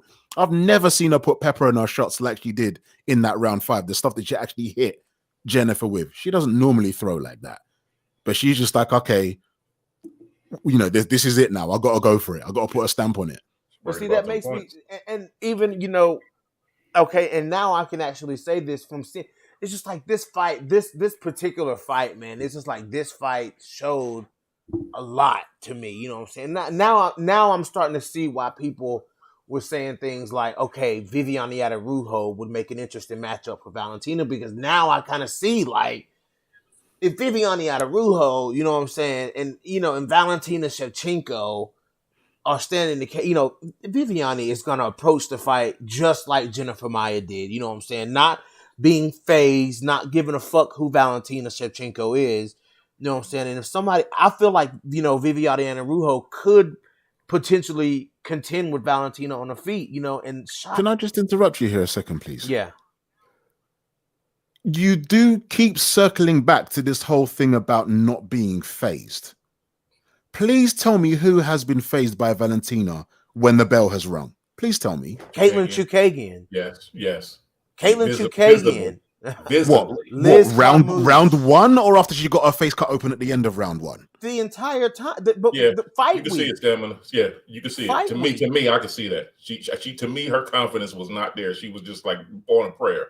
When the fight started. Yeah, I don't think she looked confident. I don't think she looked confident at all. That's subjective. I understand. That's just my opinion. Right. If you said that after the end of round 1, when she had her head split open, okay, I'll take that. She definitely lost. She definitely lost lots between 1 and 2. Right. If you're saying by the start of round 1, okay, I didn't get that, but okay, I can't argue because I'm not even for that broad like that. You know what I mean? I just kind of seen I kind of seen from her like fight week when they were talking to Chookagian, I just kind of like she was just kind of very blasé about everything. Like, she wasn't really like it was very reminiscent of when Kunitskaya fought Cyborg. The way Kunitskaya was talking, she was defeated before she even walked in there. Like, she knew she was going to get beat, and she just waited on it to happen.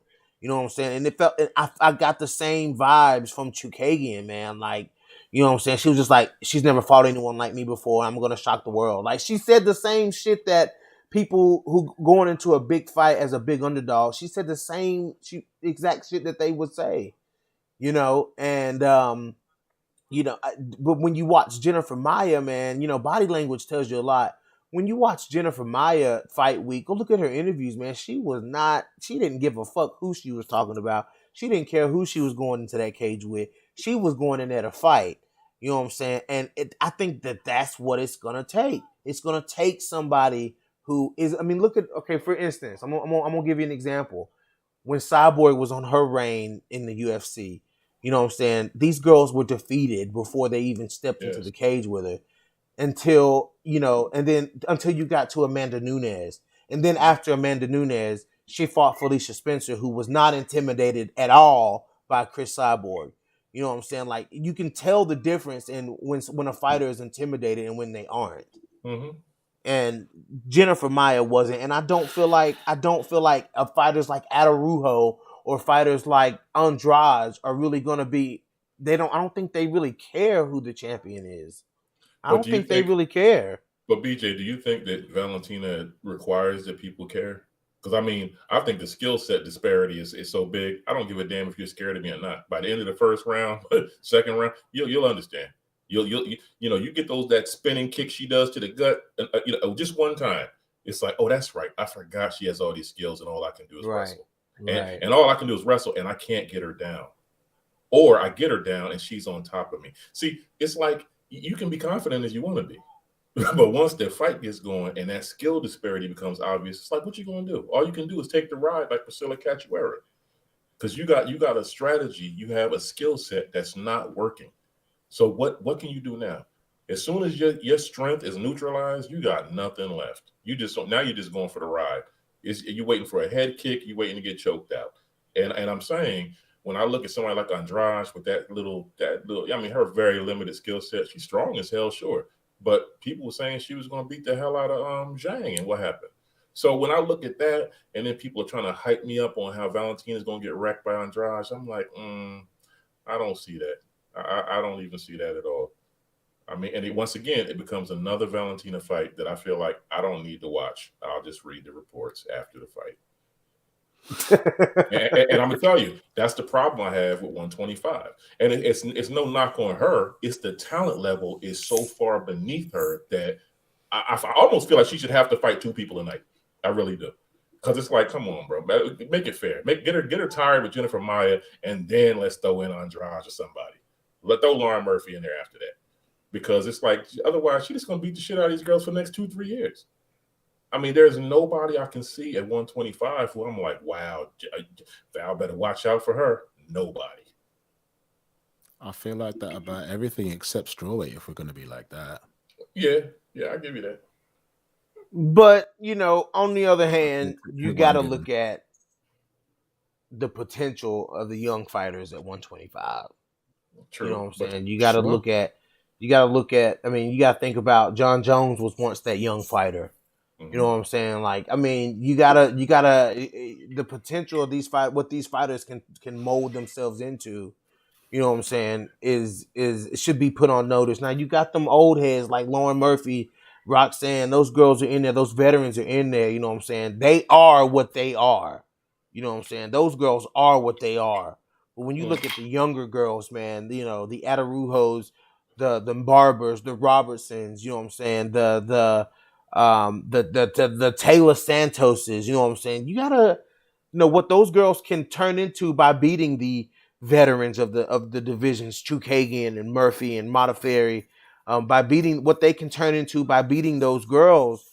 It can be pretty dangerous, man. If you think about it, that's why I push fighters that I push, because I see what they can become with what they have. But to contend with Valentina Shevchenko if she's still there. If Jillian beat Calvillo, if she beat Murphy, right? Okay, whatever she gains from beating them translates to zero against Valentina. Because again, what is the skill set you've gained? Anybody can win on the night, but what do you have to neutralize the skills she has? and you don't have it. You could beat Murphy. You could beat Calvillo. Split decision, whatever, knockout. Magical night for you. That doesn't mean you now have the skill set to go with these people. And what I'm seeing, BJ, and what I was said before, I don't see from people like Jillian specifically. I'm gonna mention her specifically. She ain't the only one, because I could throw Macy Barber in there. I don't see a commitment to getting the skills that they need to take that step. Yes. I don't see that commitment. Why aren't your hands better? From what we've seen already, why aren't your hands already better? I think Jillian Robinson's hands have gotten a lot better. Relative to where they were, but relative to the rest of division and going forward and upward. Yeah, bro, she would get starched by somebody like Lauren Murphy. Lauren Murphy is extremely dangerous for her, and that shouldn't be the case. Even Grasso would pump fucking shit out of her. I agree with that. Yeah, on the hands, but I think she could get Grasso down. That's the difference between because Grasso's actually like that. Wrestling is her kryptonite. Absolutely. Right. Yeah, so that's the difference. Yeah. Okay. But there's no girl in the division at all, that ranked or otherwise, that she's a better striker than. No, not at all. None, not one. Not at all. And I'm gonna tell you another thing, because somebody was like, "Well, Macy Barber got her ass whooped by Roxanne Modafferi." I'm not gonna do WMMA math, but what I'm saying is, if that can happen, you're not ready for Valentina. So you can just stop that right there. You can stop that right there. People want to blame, her ACL. No, she got beat. No, Macy Barber got beat. And Valentina would have finished her in the first round. I see another Jessica Eye situation. I mean, does she have potential? Sure. But yes, Macy Barber definitely has potential. But where's your commitment? See, you're up here talking, I'm the future, blah, blah, blah. Where's your improvements at? I know you're young, but I'm saying shut the hell up, get your skills up, and then show us. Don't tell us. Show us. And you can't do that. That's the problem. And that's why I said I agree with you, BJ. You look into these young prospects and you hope they get better and everything, but it's like they have to show that commitment, and they don't. I mean, they just don't. I don't understand what it is. I don't know if it's the Instagram followings they got or whatever the hell else. But I'm like, OnlyFans subscriptions. What is more important to you than getting your skills up? You think you're gonna beat Valentina in what a battle of social media subscriptions? That's what they'll lose that too. Right, that too. But you're right. But I'm like, it's like they're trying to beat her everywhere, but in the octagon. It's like, what the hell is wrong with y'all? Well, we'll see. Like I've said many times, I was a fan of girls in this division before Valentina came to this division. Okay. And I've been a fan of De La Rosa. I've been a fan of Robertson. I'm a fan of Jojua. I'm a fan of Barber. I'm a fan of a lot of girls at 125. You know what I'm saying? And I feel like those fighters can grow. I feel like those fighters can grow and really make the division competitive down the road. Give Flyweight 2 years. It's already had. Number one, it's already had 2 years, and no one's actually saying anything to the opposite either. We're just not like just banging the drum nearly as loudly as you are. Like the simple truth of it is that from when the actual like tough finale was, and Nico beat Roxy to get the belt and whatnot, it was only actually 3 months after that Valentina fought Priscilla. So it's not like there was a lot that was going on in the division prior to Valentina's entry anyway. She was there pretty much from jump. Pretty much. Yeah, this whole thing of like, oh, they made the division for her is a fallacy. The whole thing of that they handed her the belt is a fallacy. Like it's nonsense. She was just there, and all she did was what she could do. Yeah. I gotta be honest. I feel like when she's in there fighting a lot of time, and this is what I thought about the Maya fight to some degree, because I wasn't sure if it was an injury or the time off. I kind of feel like she coasts a lot. Absolutely. But I mean, is that what a champion should do? Like, I'm like, it's what a champion that wants to stay champion can do if they're good enough. That's the thing. She's good enough to be able to do that. Other people will attempt that and they'll get flatlined. But what does it say about the division then? If your champ can just go in there and coach, I mean, she's barely breaking a sweat a lot of these fights. What it says about the division is not her concern. I understand that, but it's my concern because the fights are boring as shit. I'm not even mad at it. That makes all the sense. It really does. But this is what we have. And as much as I'm going to complain today, tomorrow, every weekend, I'll watch every single Ross Clark weekend. I will. Dang, that's my answer. Yeah, That's my answer. now that's a good fight, man. Call it. See, call we're it back on this microwave. again Go now. ahead, That's a Stammer. good Call fight. it microwave thinking. Microwave. Yeah, okay. You already said it last night. I saw it. Yeah. Stamina, I'm not saying long term that's a solution, but I mean, can we please get this girl a fight where she's trying again? I mean, damn. If that fight the other night, man, honestly, I thought she was half asleep. Maybe that's why she got kicked in the face. Because if she was any more bored, she'd have been snoring. Like I said to you last night, she just looks bored. I mean, she has to lie to you and tell you about how great somebody is, before these fights. And she runs through them. She knows what it is. But the only thing I'm saying is, and the very reason why it is as objectionable to me as it is because however interesting it is or isn't to me, to you, to BJ, to Coach, to whomever, it doesn't get any less interesting over time. The more wins that both the women accrue, the more exciting it becomes because we'll have seen more of them as to hold our opinions about what we think will happen. That's true, but what I said last night is kind of where I'm at with it. Like, okay, you got Valentina fighting Andrade, right? Mm-hmm. She already fought Bojangles, and that was a big thing. Everybody was excited to see that fight. Okay, Zhang already beat both of them. Explain to me why she shouldn't be up there in the talks right now. Like that fight should already be scheduled, as far as I'm concerned. She already beat the top people that at 125. So I don't know how when last night people were like, well, she needed. I think you were one of them. She needed to clean out her division first before she started. I'm like, she already cleaned out your division. She already beat your top contender. You think she couldn't beat anybody at 125? Weili, who at 125 is she not beating? It's not about whether she can or she can't. It's just that if she's going to 125, then just go to 125. But she's the 115 champion. She got herself to a championship point at strawweight. So to just walk into a title fight at 125, I don't like those champion versus champion fights anyway, because I feel like it's just cannibalizing the divisions. The very fact the divisions have the complaints that we're able to levy about them is precisely why you don't do that. Because whenever you do that, win or lose, it doesn't get any better. That's why it is the microwave matchup, because Weili going up to fight Valentina only solves Valentina's problem. It doesn't solve Weili's one. There are lots of challenges for Weili at 115. The fact that there aren't as many, if any, for Valentina at 125, that's not anybody's problem except Dana White's. It's not even ours.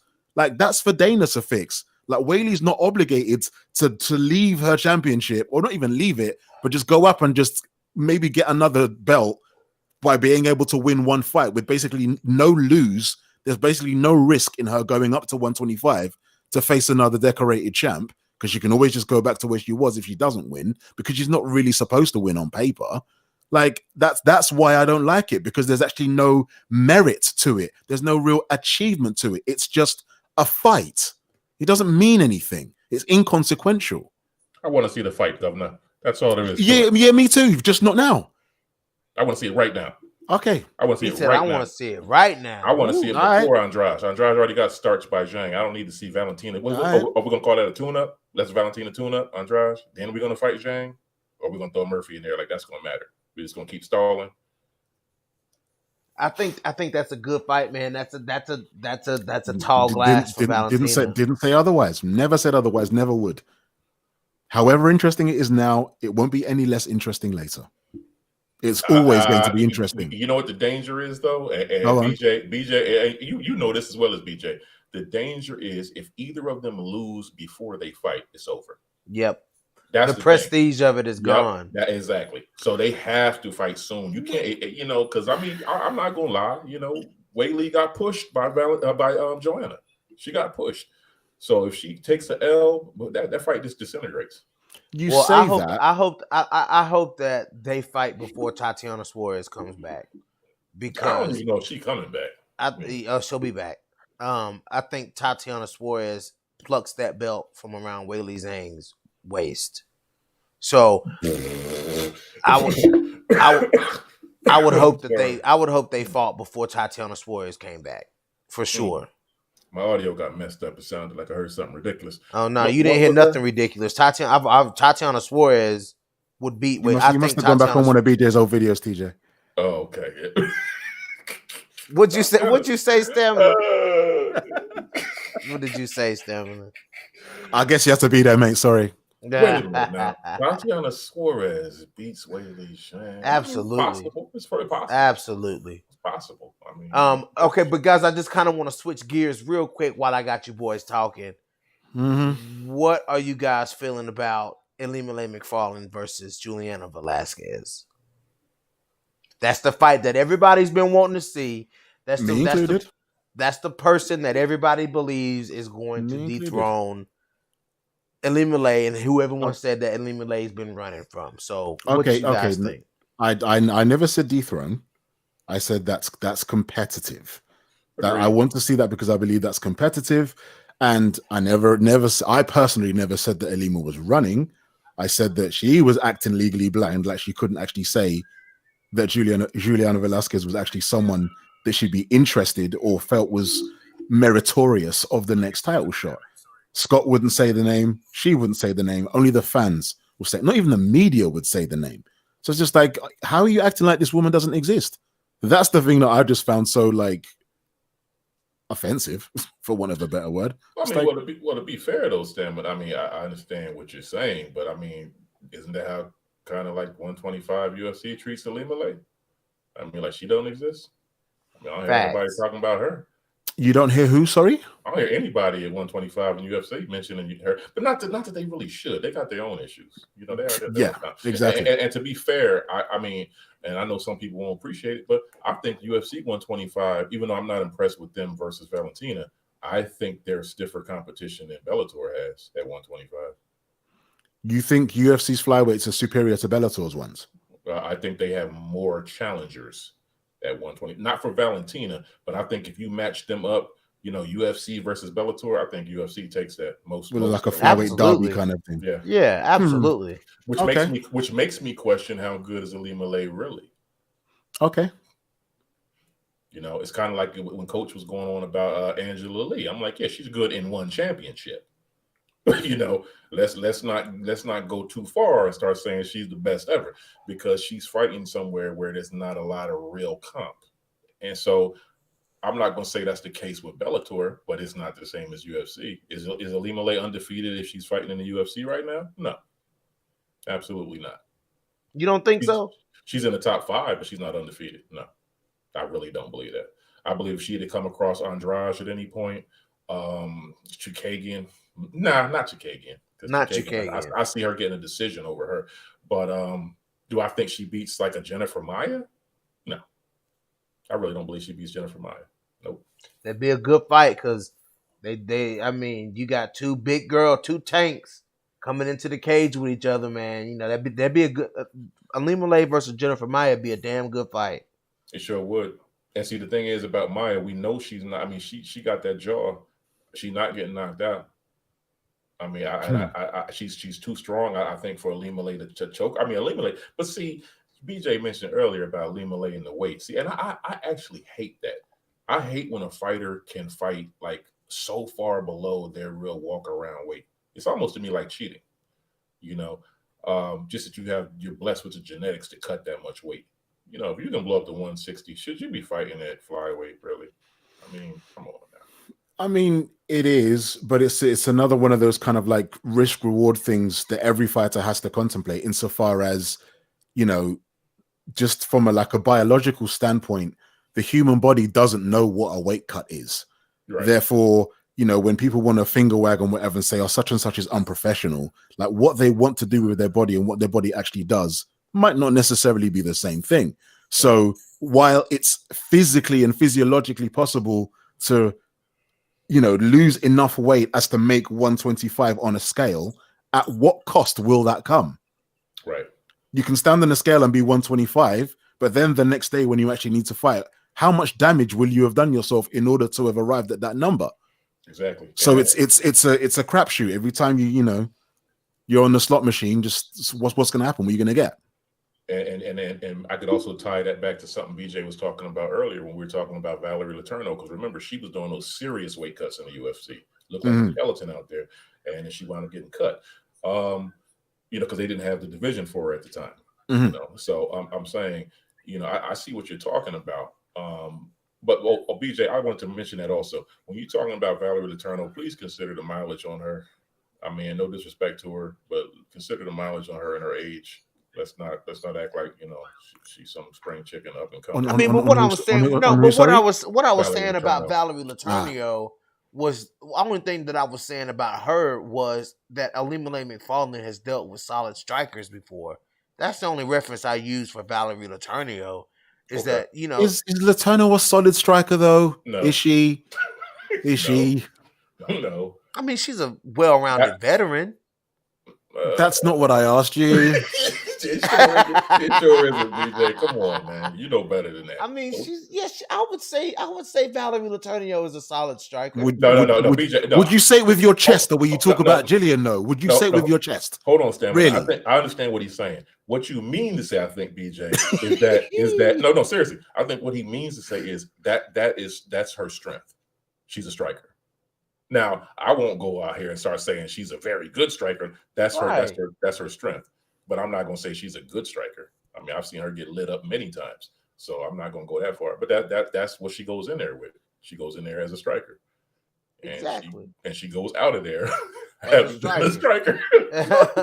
Exactly. And Ilima-Lei put a whooping on her. Ilima-Lei's taking out some solid strikers at 125 in Bellator. You know what I'm saying? The most adversity I've seen her deal with was Vita Arteaga. You know what I'm saying? That was like the most, and that's because Vita Arteaga, did the same thing, kind of what Jennifer Maia did to Valentina, stayed in her face. Arteaga stayed in Ilima-Lei Macfarlane's face, didn't allow Ilima-Lei to shoot those single legs at range, those double legs at range like she does. Because if you stand at range with Ilima-Lei, she gonna power a double leg on your ass. You know what I'm saying? Like, that's what she does. You know what I'm saying? And Vita Arteaga closed the distance on Ilima-Lei and was in her face, forcing Ilima-Lei Macfarlane to fight. The question is Juliana Velasquez going to do the same thing? Because I think that's the way you have to beat Ilima-Lei. You have to stop her from imposing her will, because if you let Macfarlane impose her will, that's exactly what she's going to do. Mm-hmm. I agree. So like, and everybody's like, well, and yeah, Velasquez is a very powerful, very fast striker. Is it enough? Is her takedown defense enough? I know everybody wants to see this fight, but has anybody really thought about the matchup? Has anybody really thought about the matchup? You know what I'm saying? Like, okay, besides hands, what does Juliana Velasquez have?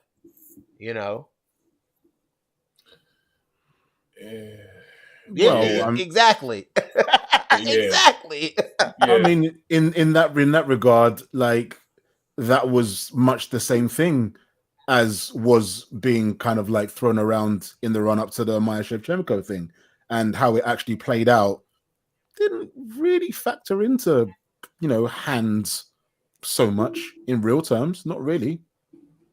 So who knows? Like, hey, listen, I can tell you right now, Stamina, I would rather go into the octagon having hands than having anything else. That's really? That's all. I'm saying, if I had to be one dimensional, I want that to be my dimension. I'd rather it be a solid ground game, because okay, but here's the thing though, BJ, I got to get you to the ground. See, with the hands, I know I can hit you. Like Coach said, you're gonna get hit, right? But going to the ground, no guarantees. People try that against Joanna for how long? Couldn't get her down. If it works though, but if your game plan works, then it can completely stifle a striker. Look at Damian Maia. Damian Maia is the perfect fucking example, because he is the last pure, other than like Jillian Robertson, he is like the last pure jiu-jitsu practitioner in the UFC. Is he a champ? No, he's not a champ. No. Okay. Yeah, but I mean, but what a career! What a career that Damian Maia has had. He's fought for the belt. How many times has he fought for the belt, though? You know what I'm saying? So that's all well and good, but I mean, what does that get you? How many? I mean, come on, bro. I don't care how many times I fought for the belt if I didn't win it, and especially if I didn't hold it. But you're kind of moving the goalposts. But I'm gonna use Stamina's accent here. But he has competed at the top of the division How long is Damian Maia competed at the top of welterweight and middleweight? You know what I'm saying? Like he's still competitive to this day, and he's a fluid. Sure. And he But can. the immediate, sorry to cut you, but the immediate counter to that is perhaps the reason why he didn't achieve that last final all important level was because of that exact same deficit. True. Exactly. We'll never know because he never showed us. I'd rather have hands. Because there are many more fighters compared to the one of Damian Maia that you can say that almost but didn't quite make it, and all they were strikers. Yep. Right. There are so many more examples of that. So many more. Yeah. But I mean, at the same time, I say all the time, I would hate to go in there where my strength is the ground game because judges aren't even friendly to that. You know, so I mean, just points wise, I'm at a deficit. Plus, if I'm fighting somebody and they got hands, I got to get to them first. So I'm getting lit up on the way in. You know, I mean, I'm at a points deficit the whole time.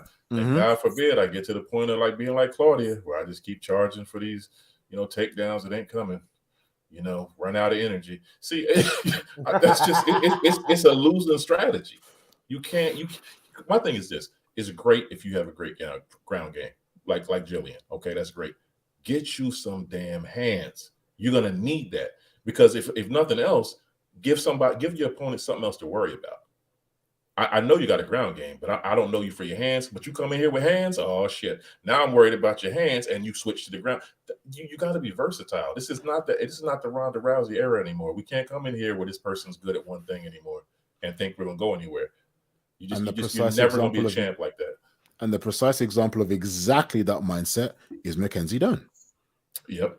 Because Mackenzie Dern, as we know, is a fucking demon on the ground. But these girls need to think about her hands. They needed to think about it beforehand. And now she's got Perillo. Oh my God. Exactly. Like, she's going to be a problem. If she stays on the path that she's on, she's going to be exactly what we're talking about. People beat me up for saying that. Like, people let stamina be. People are okay with stamina saying that. But the minute that I say it, it's TJ, I get told up for it. Now hold on. You were saying that before she had Perillo, though. I mean, you were saying it before she had Perillo. Yeah, I mean, because before she had Perillo, she went out there and damn near knocked Amanda Bobby Cooper out. So because she had an overhand. That's all she had then. Yeah, that's Amanda Bobby Cooper. I got to be honest. What Stamina is saying, that goes back to what I said before about having a commitment. You know, she's committed to getting her skills up. Because, and I'm saying more of these fighters need to do that. You know, like Jillian, like Macy Barber. I think Macy talks too damn much and really needs to focus on her skills. Let your fighter do the work. Be the proof. Because she talks like she's already there. She talks like she's it already. Exactly. Like a finished article is like, nah, you ain't. Future and all this. I'm like, no, you're a work in progress at best, and you really need to get on it. You know, I see her looking real pudgy. I think, I forget, was it you, BJ, did the whole thing about how Macy Barber used to fight like she fighting a strawweight? Yeah. I'm like, look at this. So now you're soft in the middle talking shit. I'm like, is it just because you lack the discipline to get your weight cut right? No. She had very bad nutrition advice. She's big, is that what it was? Man. Yeah. The PI advised her to go up to 25 because her insides were all mashed up. Okay. And they still are. But that's why she's fighting up. She shouldn't really be at fly because if you look at her in her flyweight thing, she is mad soft. She's not meant to be built like that. But it's just to actually get her insides to handle food and nutrition and whatever the way it's supposed to. Her insides are effed. Okay. Well, okay. So putting that to one side, the whole nutrition bit, she still needs skills. Her skills. I mean, don't get me wrong, she's strong. I'll give her that all day long. But her skills are just not there, man. She's very sloppy. And that's something she got to fix. Yeah, but and as sloppy as Macy Barber is, though, as sloppy as Macy Barber is, she has the power to put any flyweight at 125 down.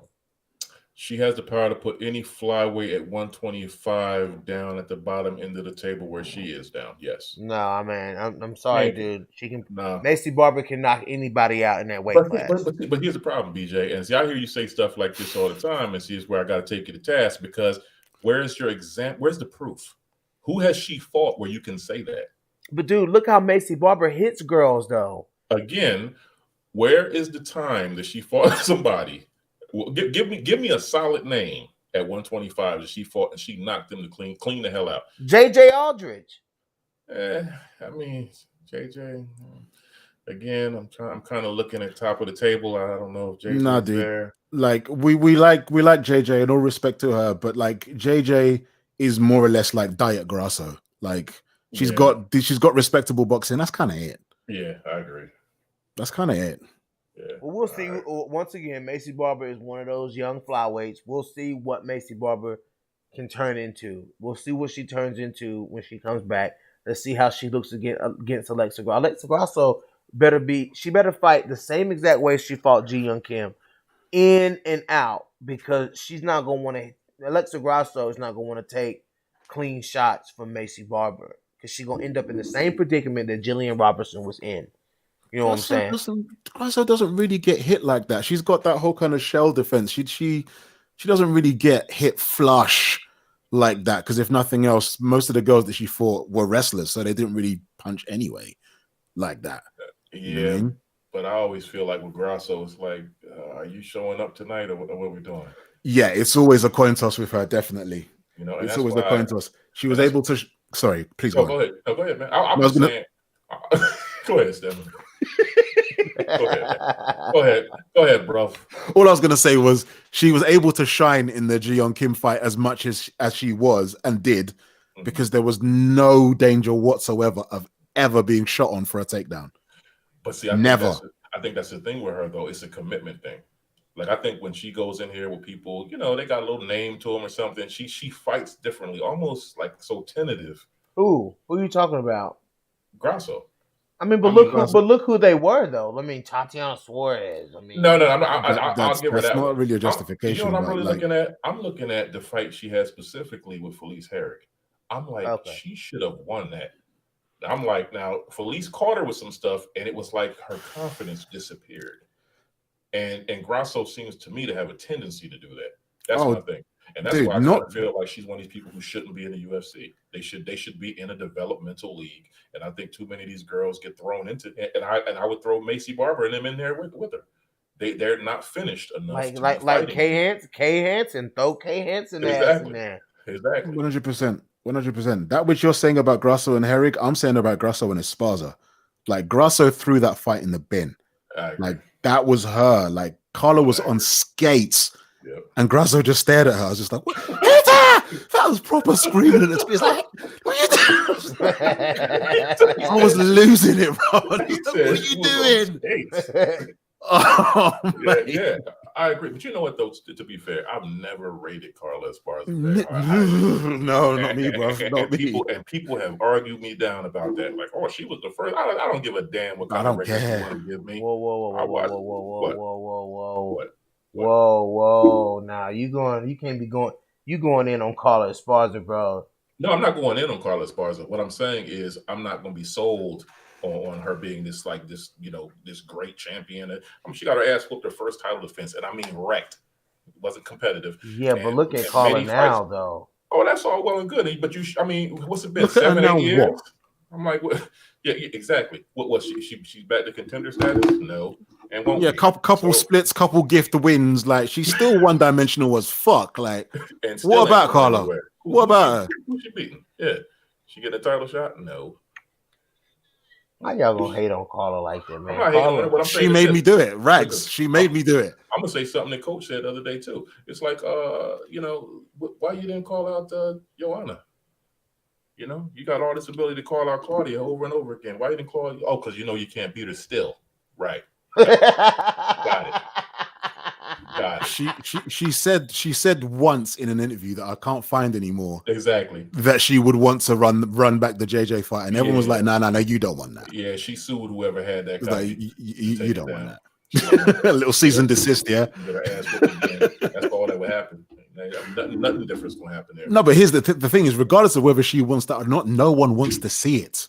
No one wants to see her get punched up again. Like, yeah, it's not that. I imagine she It's don't not that have for a her. fan base like that. I don't care what anybody says. And if she did, like Coach was saying, other, she wouldn't have had to sell her motorcycle to pay her bills. You don't have a fan base because your fighting is not that impressive. That's just the way that it is. And I'm not trying to be mean to her. She's not that good. I'm not impressed if she defeated Alexa Grasso. I'm Mhm. saying, when it push comes to shove, when you fight serious fighters, you lose. I mean, every time. Marcus Bell says all I have to say about Tatiana is she needs to work on her hands. Agreed. Yeah, she got to work on her hands. Agreed. But who gonna stop that? Who gonna stop she that? has been. Yeah, she has been to her for credit. sure. But if you look, if all other things being equal, if you just go on Instagram and look at what they're actually being prepared to show people, compare Tatiana's training footage to Mackenzie Dern's. Oh my God. Yeah. It's like night and day. Tell you, Mackenzie Dern gonna hurt some girls. Mackenzie Dern's the thing she put up like a week ago, she looks nasty. Yeah, she gonna hurt some girls on the feet. Nasty. Is she gonna finally be at 135?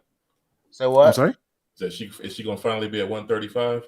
Nah, man, I don't think. Behave yourself, TJ. I don't think weight's a problem for Mackenzie Dern anymore.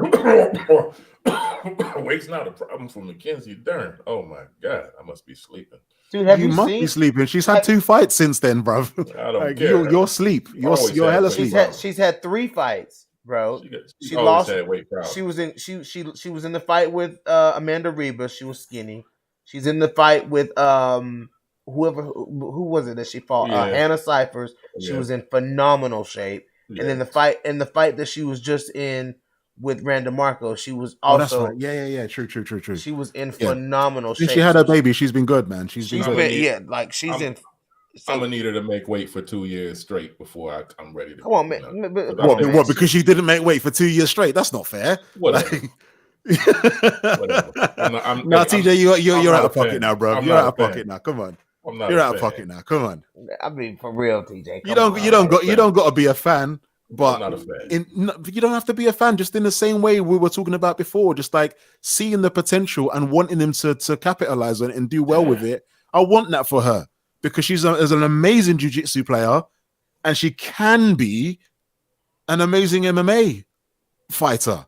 Let's see it. She's showing the potential. She's showing the commitment to the weight and to the training. What more do you want? You don't want the answer to that. Yeah, you're right. I definitely don't. I want to see it. BJ, please take over. Oh Lord. Yeah. I got one more question I want y'all to cook on. Yeah, let's just take over, BJ. Before we get off of here, real quick, I got one more thing I want to cook on. All right. What do you guys feel? Hi, Genesis. Oh, Genesis Green is definitely in the building. Shout out to Genesis Green. Oh, is she? How do you guys feel about Megan Anderson and Amanda Nunes? Do you guys think that Amanda Nunes? What approach do you guys think Amanda Nunes needs to take in this fight? Because this is a dangerous fight for her. Angles. Based on what? It's as simple as that. Just angles. Megan is powerful. She's not very quick. She doesn't change direction very well. Just make her commit to something. Take an angle. Bang. That's it. Megan doesn't change direction very quickly at all. Angles. That'll do it. Or just chop the legs and do whatever the fuck you want. That's it. It's a dangerous fight for Nunes. No, it's not. Why is that? Is Nunes going in there? Well, she got a fighter from a seated position. She's going to be fighting from a deck chair, basically. Yeah. Listen. Amanda Nunes got a lemonade stand in there, like fucking hell, bro. Listen. You got to put a blindfold on the fight. If Amanda Nunes stands at range with Megan Anderson, she is at a significant disadvantage in the striking department. Megan Anderson, and you've seen her do that when? Right. Listen, Megan Anderson, you gotta close that distance first, though. Megan Anderson is what? I'm just saying, like, when the fight starts, you're gonna be at range. When the bell rings, you're gonna be at range. Okay, so you're saying Amanda would have problems doing something that Felicia Spencer easily did? Is that what we're saying? The Holly Holm easily did. I didn't think about it like that, so I guess you're right about that. But, I mean, don't get me wrong. Megan has power. You're right, but I'm like, your power is worthless if you can't connect. Okay, And now when you put it like that, yes, you're right. But I even do feel Megan knows she like lost. Megan Anderson, if she were to clip Amanda Nunes, like if Megan Anderson were to clip Amanda Nunes, all Megan needs is a couple of good shots, really.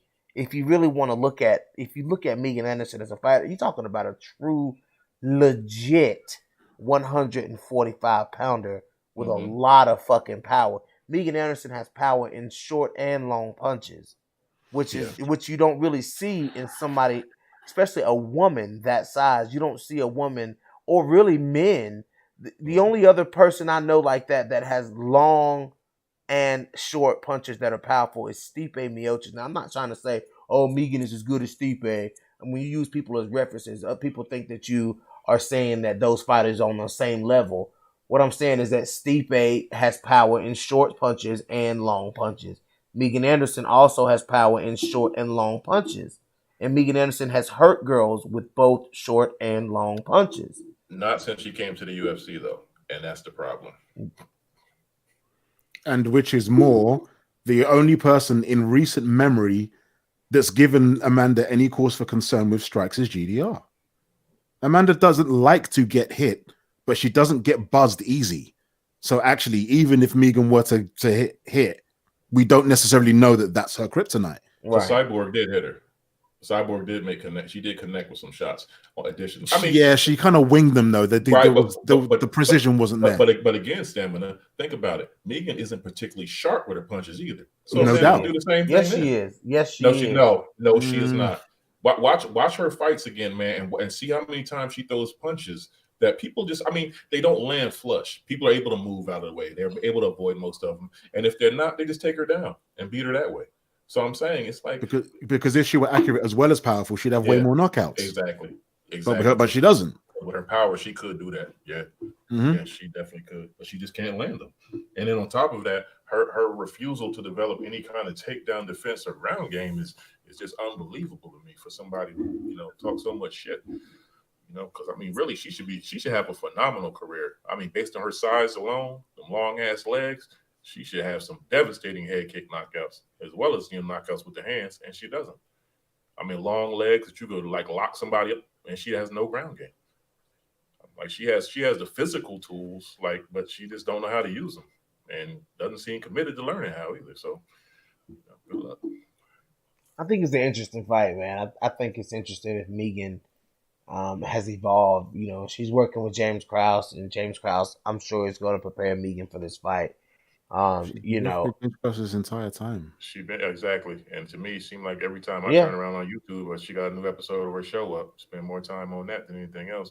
I'm gonna tell you right now, I really don't believe her takedown defense has improved at all, and it was really a gift for her to fight Amanda just due to the lack of competition at 145. I feel like Amanda Nunes, if she comes out and she shoots in on Megan, I think that's a clear cut path to victory for Amanda Nunes.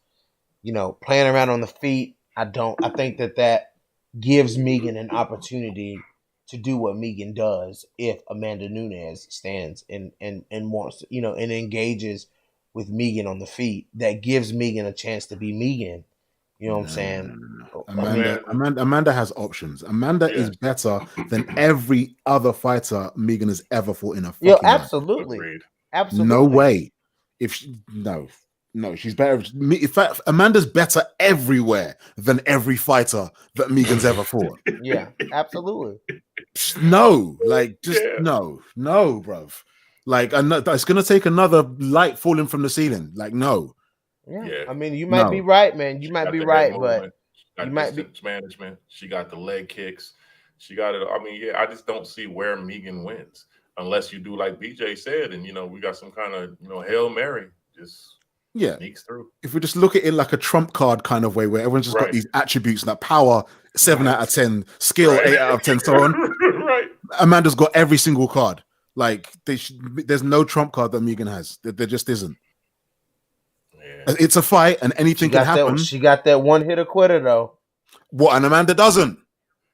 Amanda's evidenced it more than Megan has. Yes, she has, but she may have evidenced it. She may have evidenced it more than Megan, but that still doesn't take away the fact that Megan still has it. But I what it does didn't take say away, that though. but what it does take away, look at the last time you saw her use that one-hitter quitter. That was Invicta. No, she used it against Norma. Well, no, it was Norma Dumont, Yeah, but she still who? used it. She put Yeah, I'll give you that. Okay. No, But again, what I'm she saying put Norma is, ass out. but what I'm saying is, I don't see that being enough to do anything to Amanda. I actually feel like if she did land her shot that she wants on Amanda, it would make Amanda mad and she get her ass whooped worse. I think Amanda might just punish her standing up on the feet just because of that, because she could. I don't believe Megan has the speed. I don't believe she has the movement, the footwork, the head movement. Amanda has those things. We've seen it. I watched her fight. You watched that second fight with Valentina, the amount of time she spent backing away, trying to step aside from shots. I'm just saying she has the ability to move. Yeah. And Megan doesn't. She's very slow, very flat-footed. I just think that it's a foregone conclusion how that fight ends. It's just a matter of what round does it end. Yeah.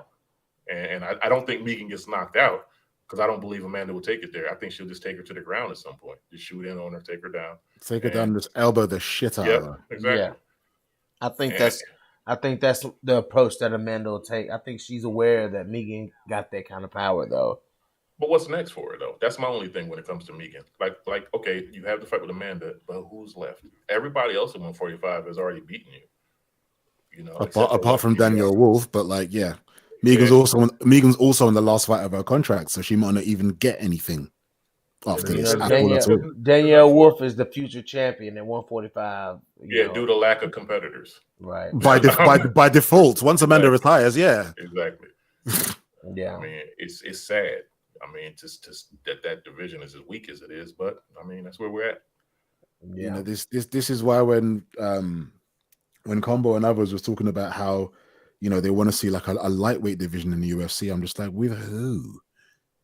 Like, for what? Like, if 135, the oldest and longest running division in the UFC, is in a bad way right now, featherweight doesn't exist. What hope for lightweight? Well, they were only saying that because we had never seen Kayla. That's a backhanded way of hoping that Kayla Harrison fights in the UFC. Now that we've seen that Kayla Harrison can make 145 pounds, I bet you we'll quit. Well, I bet you we'll quit hearing, oh, there should be a lightweight division in the UFC, because now she makes 145. They're gonna say, oh, Kayla Harrison should fight now. She should fight in the UFC at 145. She's gonna go. She's gonna fight out this one. She's gonna fight one more fight with Invicta. She's gonna go back to PFL, fight that season in PFL, and then she's going to be in the UFC. Fighting who? There are 3 people to fight in the UFC, and one of them is her teammate. Well, Dana keeps saying that he's telling the matchmakers to sign 145 pounders. So but unless they're gonna poach talent from other organizations, what have they got? Well, remember they already did a tough tournament. They picked up Leah Letson. Leah Letson. She's sick. She's close to. She's working her way back to the cage. So right. I just spoke with Leah. But is she coming back at 145 or she at 135? She's not cutting to 135 anymore. She's done. She's done with cutting to one, because Leah Letson is a big girl. Upwards of 155, 160. Right. She's done with cutting to 135. She said, "I'm fighting at 145." So what happens when 145 disappears? Then what's she gonna do? Because I'm saying Kayla Harrison is not enough. Even if she does sign, she's not enough to keep that division open. There's nobody there. I mean, and I'm gonna tell you another thing. If Kayla Harrison came into the UFC at 145, GDR just jump up there, whoop her ass, and take that belt. We all know this, I believe. I don't know why anybody would doubt that. So what's the long-term plan for 145 anyway? You still don't have enough people. You can't just sign one name. No. I mean, Danielle Wolf, no. Kayla Harrison, no. Well, they signed Danielle Wolf, so they must have some intentions on doing something with 145 pounds. Yeah, what they're going to do is put Danielle Wolf up against GDR, Megan Anderson, Kayla Harrison, cannon fodder, just so there's some activity at 145. Release Spencer. Yeah, they're just going to have her get her ass whooped, and she's going to all of them. Right, and I'm just saying, there's no future in that division because they don't have people, and they're not committed to bringing them in. They have plenty of time. Like Stamina said, they had a show, and where are the people at? They're not committed to that division, and I understand why. I know why. And which is more, I would like for one of those like stats guys like Aaron Bronstetter or someone like that to be able to go through the records and see if there's any instance in the entirety of the UFC where someone has been signed to the company at 1-0.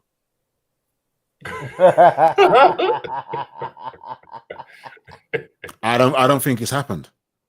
And I think there's reason for that. And I think that reason should have kept her out.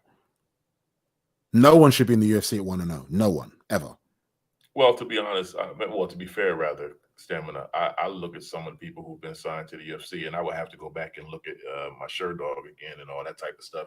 But there's some of them who have effectively had 1-0 records because the people they fought was like part-time mailmen and shit like that. So, some of these people, you go look, they had a fight, 2-3 years ago. That person, that was their only fight on their record. I mean, they won the fight, but the person they fought, that was their only fight. They haven't fought since. So I'm saying you might come in with 4 wins, but against 4 people who don't fight anymore. You were their only fight, or you were one of 2 fights they've had since 2015.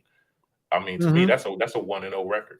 It's the same thing. I think these numbers are fake for a lot of these people, and it's all about the buzz around them. It's not about their record. It's just a buzz.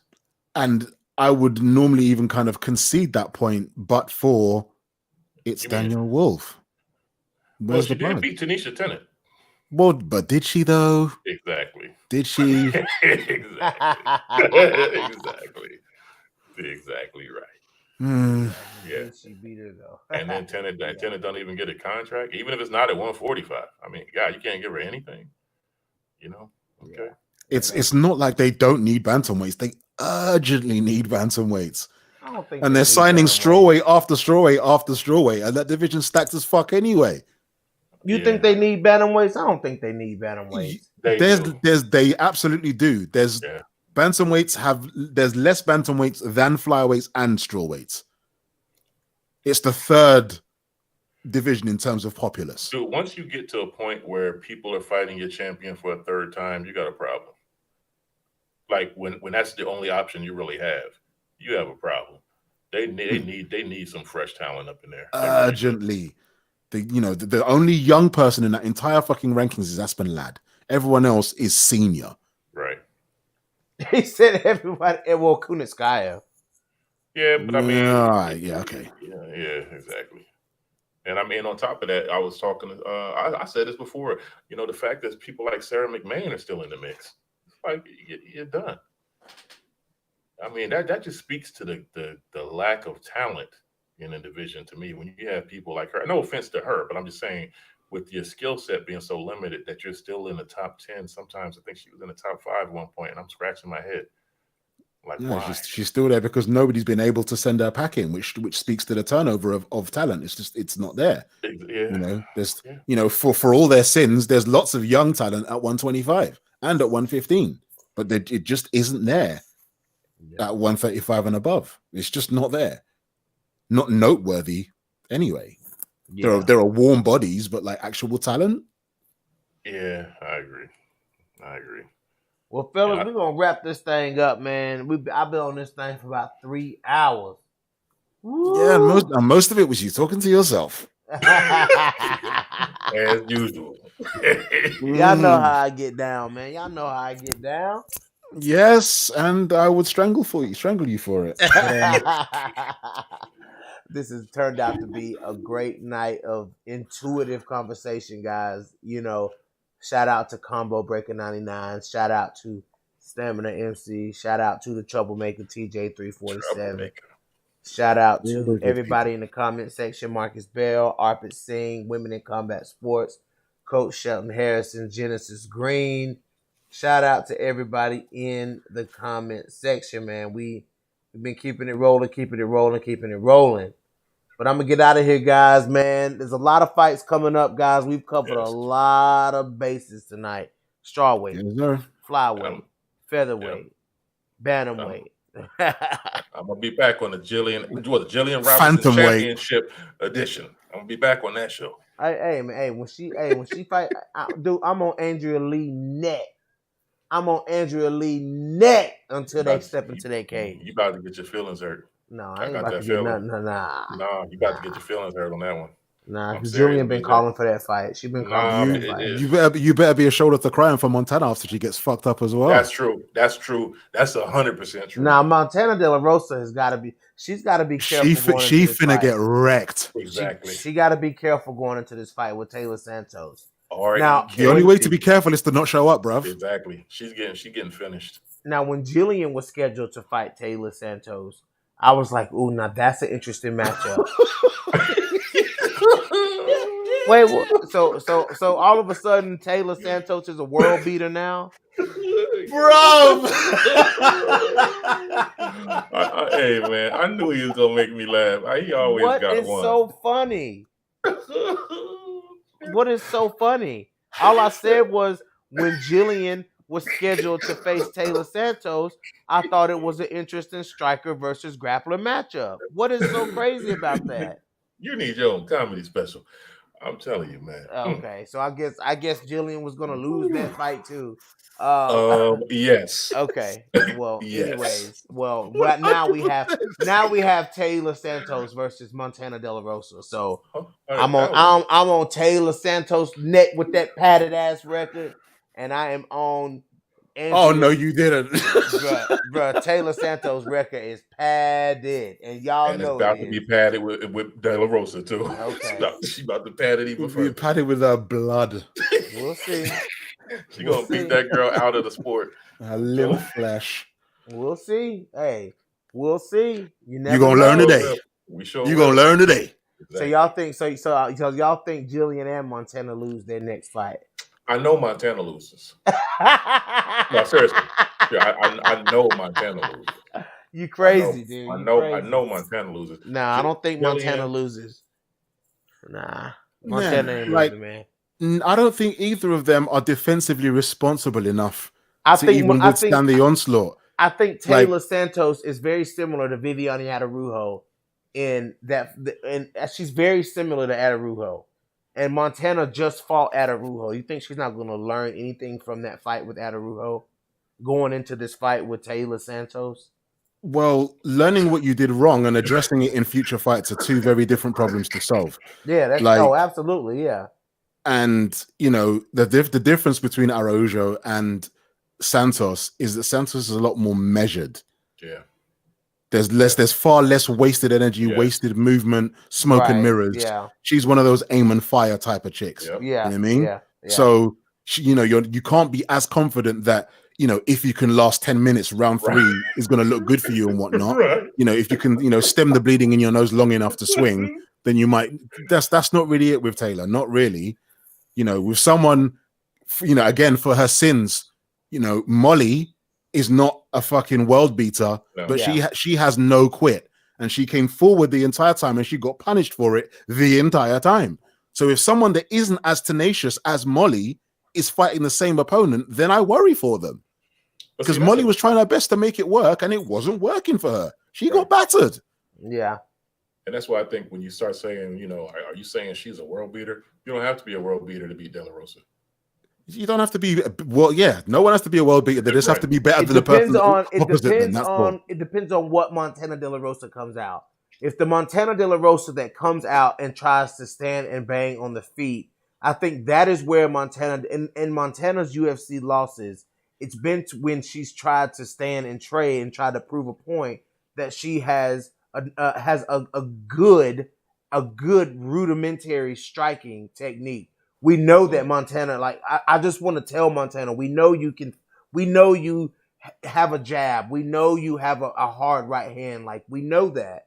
But I think Montana needs to get back to her bread and butter, which is, being a heavy top wrestler, being powerful and explosive and shooting and taking these girls down and dominating these girls on the ground and hunting for a finish.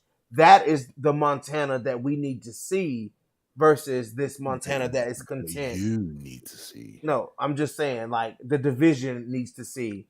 You know what I'm saying? Right. They need to see Montana that's coming out and showing who she really is, using her bread and butter instead of standing and trading jabs with Viviane Araújo for 3 rounds. That just wasn't smart by Montana. She did the exact same thing in the KGB fight that she did in the fight with Araújo.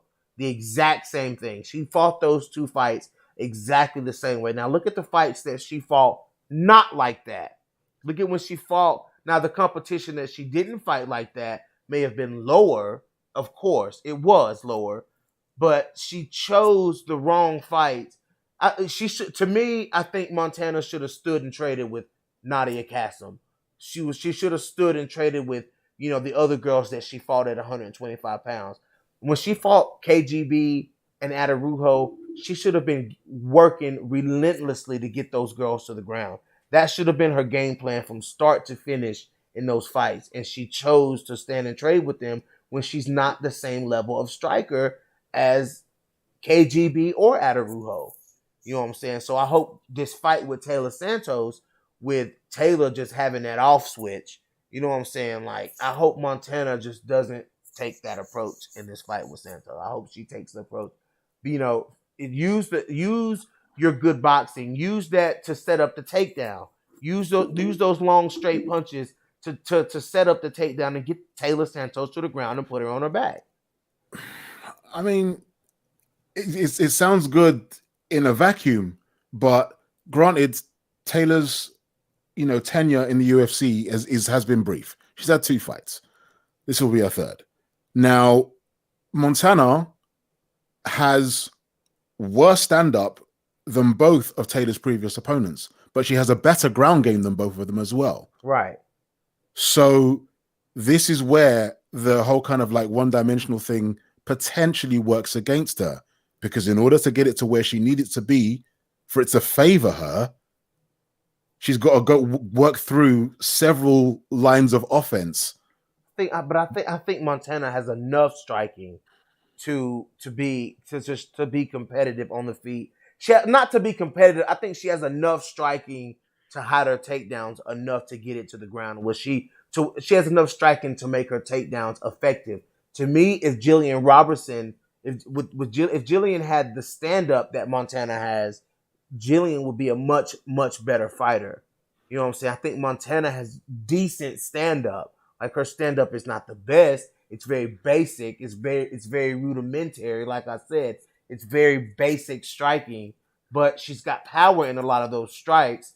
You know what I'm saying? And I think that she can use those strikes to set up the takedowns better than she's done it in the past. I think Montana still has to put it more together to become the complete fighter to become the fighter that I see she can grow into be. Let me put it like that. I hear all of that. I feel like if either of those women had the same kind of striking level as even Molly, I wouldn't be saying what I'm saying. Right. But because they don't even have that, like, Molly is an above average boxer because that's her first discipline. Right. Even that level of boxing plus Montana's ground game or Jillian's ground game, even though Montana's more the wrestler, Jillian's more the grappler. Either of those would be fantastic. But just because there's the at range, kickboxing range, boxing range, clinch, and then takedown before she can actually start to really cook. Right. I feel you on that. There's so many lines she has to get past, and it's like, especially, and Taylor's got a nasty clinch. Yeah, a Muay Thai plum. Ooh, yeah. It don't look good for her, bruv. And it's a fight. Anything can happen, but it don't look good, bruv. Not at all. It don't look good. Not at all. I already consider that one a loss. I already got that marked off. Shut up, TJ. I see your comments in the comment section. You won't. Who's finished Montana? Ain't nobody finished Montana. The last person to finish Spark. No, she ain't getting sparked, bro. I don't see that. I don't see that happening. She's more well-rounded than TJ. She's more well-rounded than Taylor Santos, bro. Oh Wait a minute. So we see Taylor Santos taking girls down and submitting them. That makes her more. Or do we see somebody with? Or are we talking about somebody with double-digit first round finishes? Oh my god. Okay, we're talking about somebody with double-digit first round finishes. Taylor Santos ain't submitting nobody. She knocking them the fuck out. Exactly. She knocking them out.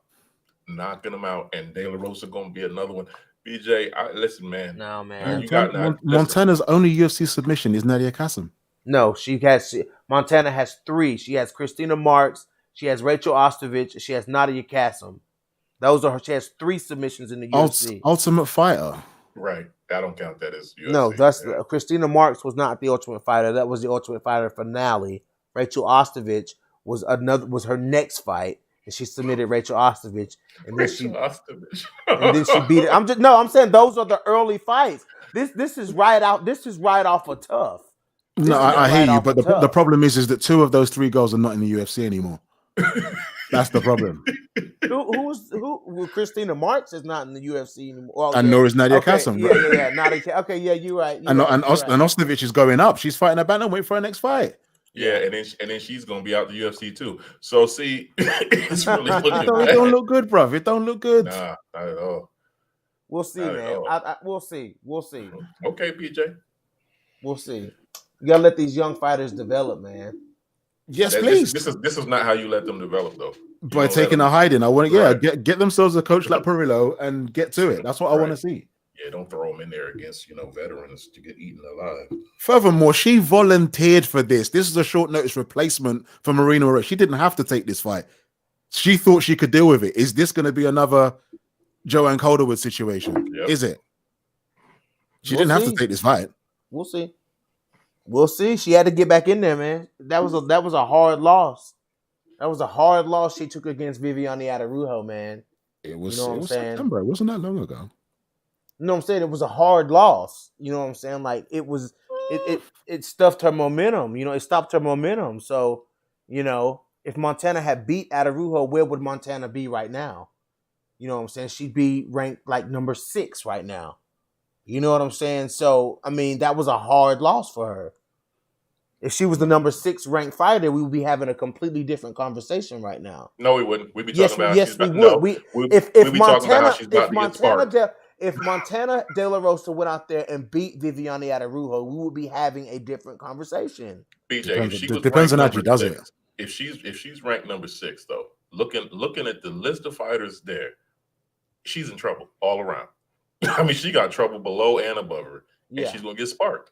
She's. I'm sorry, I don't see anything from her at this stage where I see her like moving up to become like top 5. This is not gonna happen, and I don't think she's committed to that really either.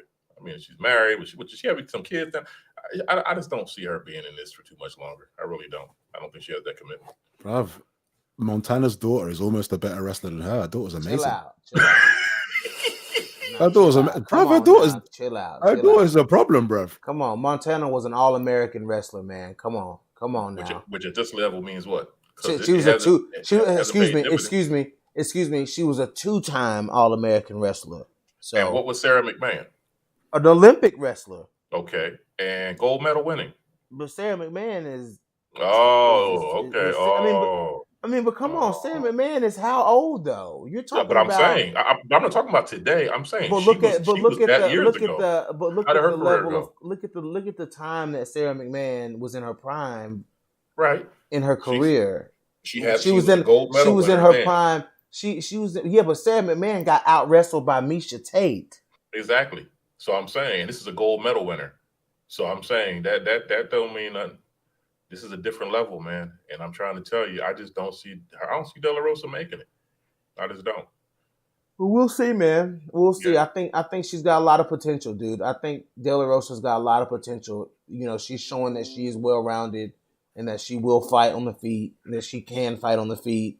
You know what I'm saying? You're willing to make a wager, BJ? No, I'm not willing to make a wager yet. Are you talking about on Taylor Santos versus De La Rosa? Yeah. Oh, absolutely. I'll make a wager on that. Excellent. I'll make a wager on that. Okay. Oh, absolutely.